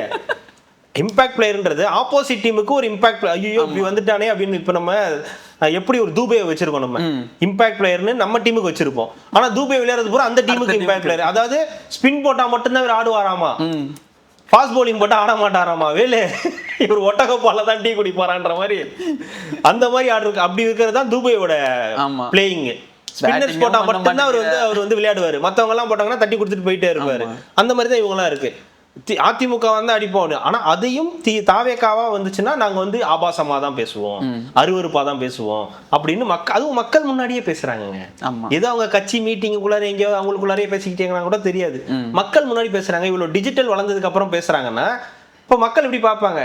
இன்னும் திருந்தல, உங்களுக்கு இன்னும் அறிவு வளரல அப்படின்னு நீ சொன்னீங்கன்னா, இப்படியே சுத்திக்கிட்டு தெரிய அப்படின்னு போயிடுவாங்க. அப்புறம் என்னன்னா 10 வருஷம் கழிச்சு என்னவா இருக்கும்னா சமுத்திரக்கனி டெம்ப்ளேட் அப்பயும் வரும், வேலைக்கு விஐபியோட டெம்ப்ளேட். 10 வருஷத்துக்கு முன்னாடி நான் இங்க பார்த்தேன், அப்போ உன் கூட 15 பேர் இருந்தான், எல்லாரும் போயிட்டு இருந்தாங்க. இன்னைக்கு நீ மட்டும்தான் இருக்க அப்படின்ற மாதிரி டெம்ப்ளேட் அவங்களுக்கு கரெக்டா இருக்கும் 10 வருஷம் கழிச்சு. வரும். உறுதியா வரட்டும், கவலையே பட வேண்டாம். அண்ணன் ஆராசா இருக்கிற வரைக்கும் நம்ம கவலையே பட வேணாம். அதுக்கு அவரே எல்லா வேலையும் ஒரே எழுத்து கொண்டு வந்து விட்டுட்டு போயிடுவாரு. விஜய் அவர்கள் தான் இன்னும் சந்தோஷம். பேசு பேசு ஜாலியா பேசுவாரு, சந்தோஷமா இருப்பாரு. நீ பேசுற வரைக்கும் எனக்கு எந்த பிரச்சனையும் இருக்காது, நீ நல்லா பேசு, பேசிக்கிட்டு தாராளமா பேசிட்டு போன்றுவாரு. இவர் சொன்னாரு, இந்த சூரிய வெற்றி கொண்டான் அவரு வந்து இவர் ரமேஷ் அவர்களை பார்த்து வந்து அரைமுடி தேங்காய்க்க வந்து 50 பொய் சொல்ற இவனுங்கெல்லாம் வந்து நம்ம தலைவரை பத்தி நம்ம அரைமுடி தேங்காவுக்காக 50 பொய் சொல்லி பொழப்பு நடத்தின குடும்பம் அது. புரியுதா? நோக்கு புரியுதா? அதாவது குடும்பத்தை பத்தியும் அவருடைய அந்த சமூகத்தை பத்தி பேசணும்ன்றதான் அவருடைய நோக்கம். ரெண்டாவது, ஒரு சின்ன பையன் ஒரு அமைச்சர் ஆயிட்டான் அப்படின்றது அவங்களுடைய ஆயிட்டான்னு நான் சொல்றது வந்து அவங்களுடைய பார்வையிலன்னு சொல்றேன். ஒரு 30+ இருக்கக்கூடிய ஒரு பையன் ஒரு அமைச்சராக ஆயிட்டான், நம்மளால ஒரு சீட்டு கூட, ஒரு எம்எல்ஏ சீட்டு கூட வாங்க முடியலையே அப்படின்ற ஒரு ஏக்கம் அவருக்குள்ள பொதுவா இருக்கு. அவர் ஒரு பேச்சாளர், அது மாதிரி இருக்காரு.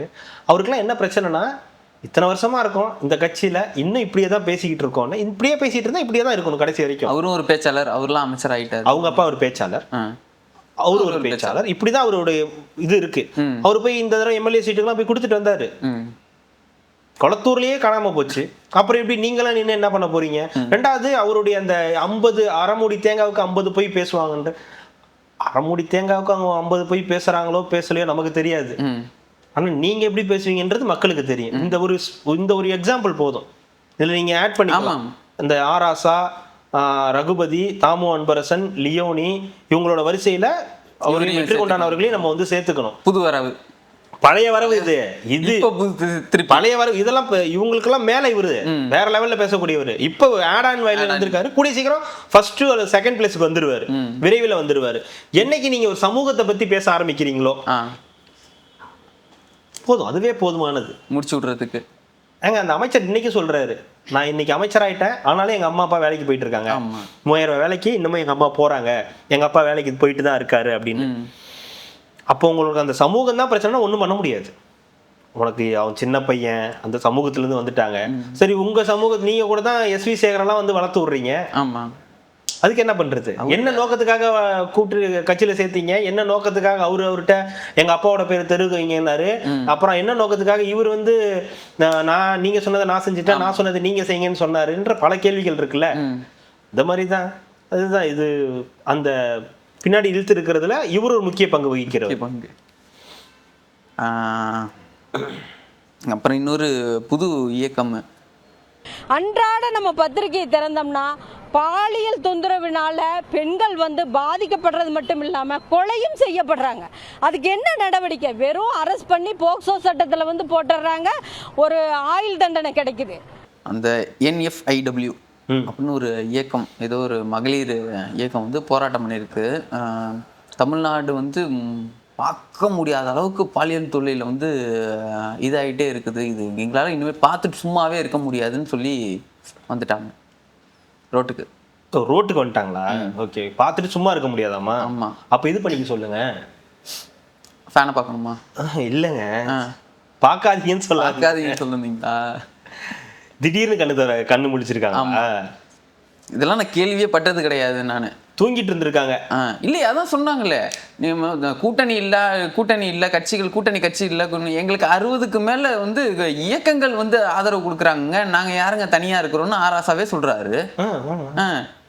இது ஒரு இயக்கம் தானே. அப்புறம் நீங்க தசாவதாரத்துக்கு மேல பல கெட்ட போட்டுட்டு ஒருத்தர் வராரு, தூய்மை பணியாளர்களுக்கும் வருவாரு, அவரு இங்கிட்டும் வருவாரு, அங்கிட்டும் வருவாரு, எல்லாத்துக்கும் வருவாரு என்று நினைத்தாய் எதை கண்டு சிரித்தாய். இந்த மாதிரி இயக்கங்கள்லாம் என்கிட்ட சப்போர்ட்ல இருக்குதுன்றதுனால நாங்க வந்து என்ன வேணாலும் பண்ணுவோம். எல்லாம் சேர்ந்து. ஆமா, நான் மட்டும் நீங்க இருந்திருக்கணும்.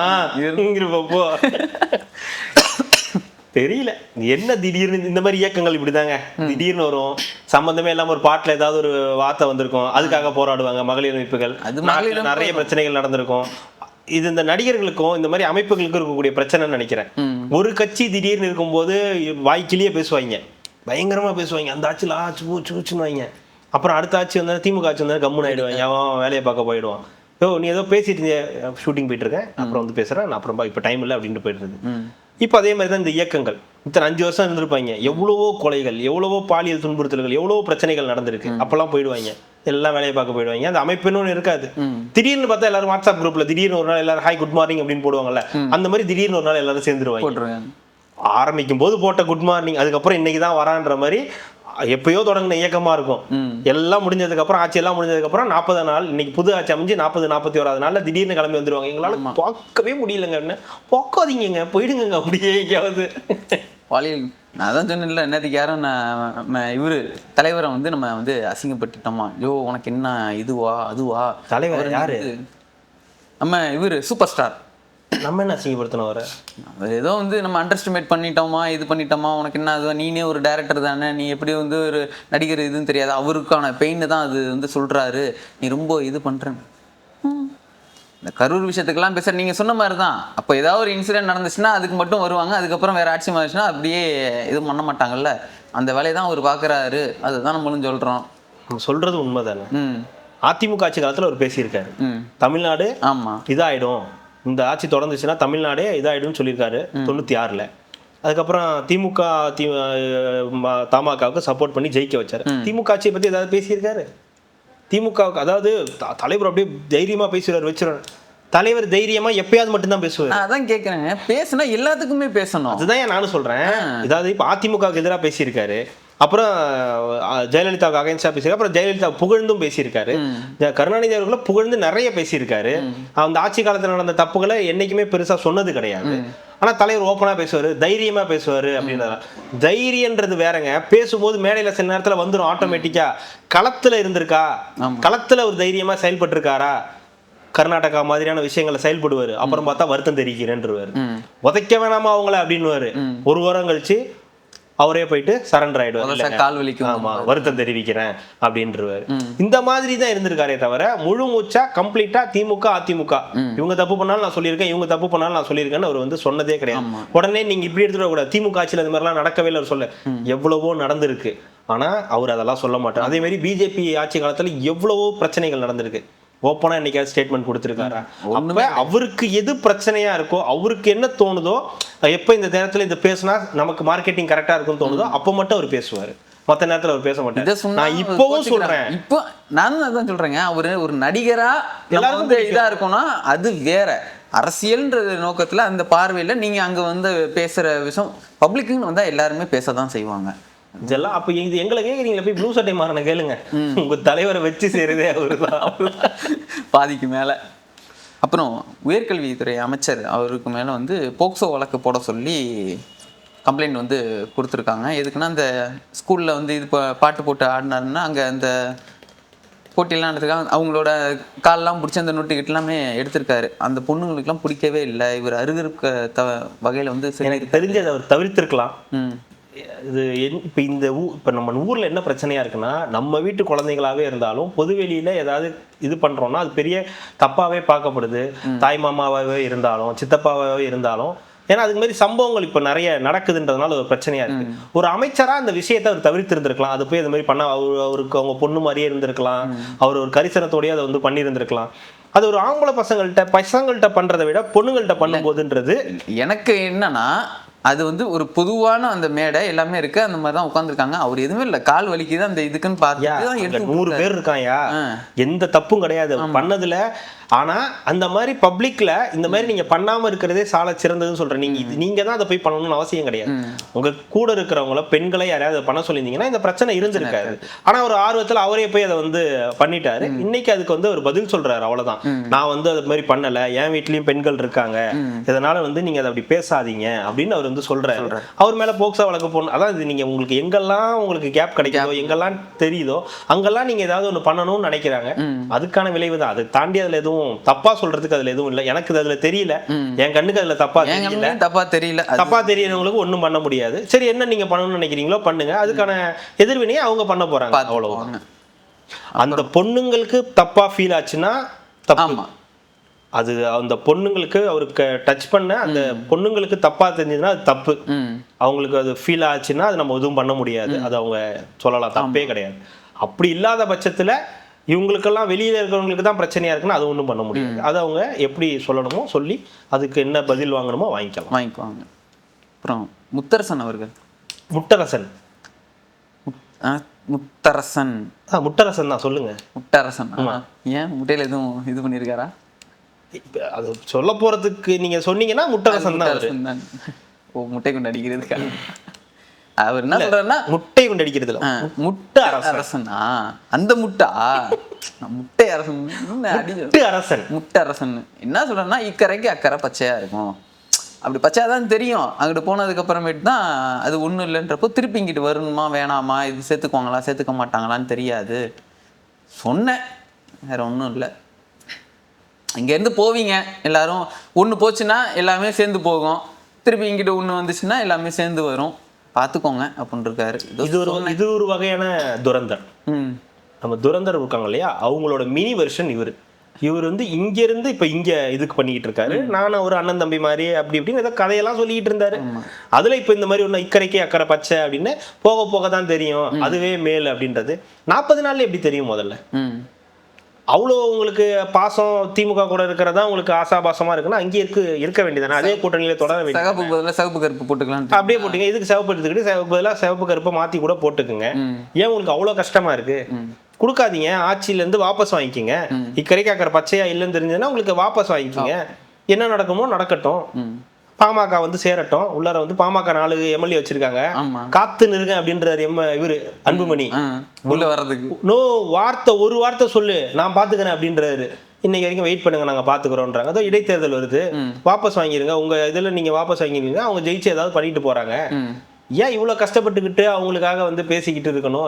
அதாவது சொல்றேனே, இந்த மாதிரியான நபர்கள் தான் இந்த மாதிரி இந்த திமுக இப்படி ஆடுறதுக்கான காரணம், வேற ஒண்ணும் கிடையாது. அந்த கட்சியை நல்லா கூட பண்ணிட்டு போலாம், ஆனா இந்த மாதிரி நபர்கள் இருக்கும்போது, ஏன்னா இப்போ இந்திய கம்யூனிஸ்டும் மார்க்சிஸ்ட் கம்யூனிஸ்டும் இங்க இருக்காங்க. இப்போ அவங்களை வந்து நாட்டுல நடக்கக்கூடிய பிரச்சனைகளுக்காக கூட குரல் கொடுக்கறாங்க, பேசுறாங்க, மக்களுக்கு பல விஷயங்களை தெரியப்படுத்துறாங்க. ஆனா இந்த மாதிரியான நபர்கள் என்ன வேலையை பாக்குறாங்க? இதுதான் இந்த மாதிரி ஆடுகள் தான், வேற ஒண்ணும் கிடையாது. இதுங்களை வந்து பார்த்துக்கணும், அவ்வளோதான். ஓகே, இன்னைக்கு இது போதும்னு நினைக்கிறேன். தாராளமாக. ஏன்னா நிறைய இருக்கு, சின்ன சின்னதாக நிறையா இருக்கு. திமுக பண்ண வேலைகள்லாம் நிறையா இருக்கு. போய் அடிப்பம்பில் போய் நான் தண்ணி தர மாட்டேன், அடிப்பம்பு குழாயிலேருந்து பிடிங்கிட்டு போனது, உங்களுக்கு எதுவும் கிடைக்காது, ஓட்டு போடலன்னு சொல்லிட்டு பிடிங்கினா, இந்த மாதிரி நிறைய விஷயங்கள் இருக்குது. அதை நம்ம தொடர்ந்து நம்ம நாளைக்கு பேசுவோம், இல்லைனா இதுக்கு மேலே லேட் ஆயிரும். அதை பேசுவாங்கிறதுக்கு மிக்க நன்றி, மகிழ்ச்சி.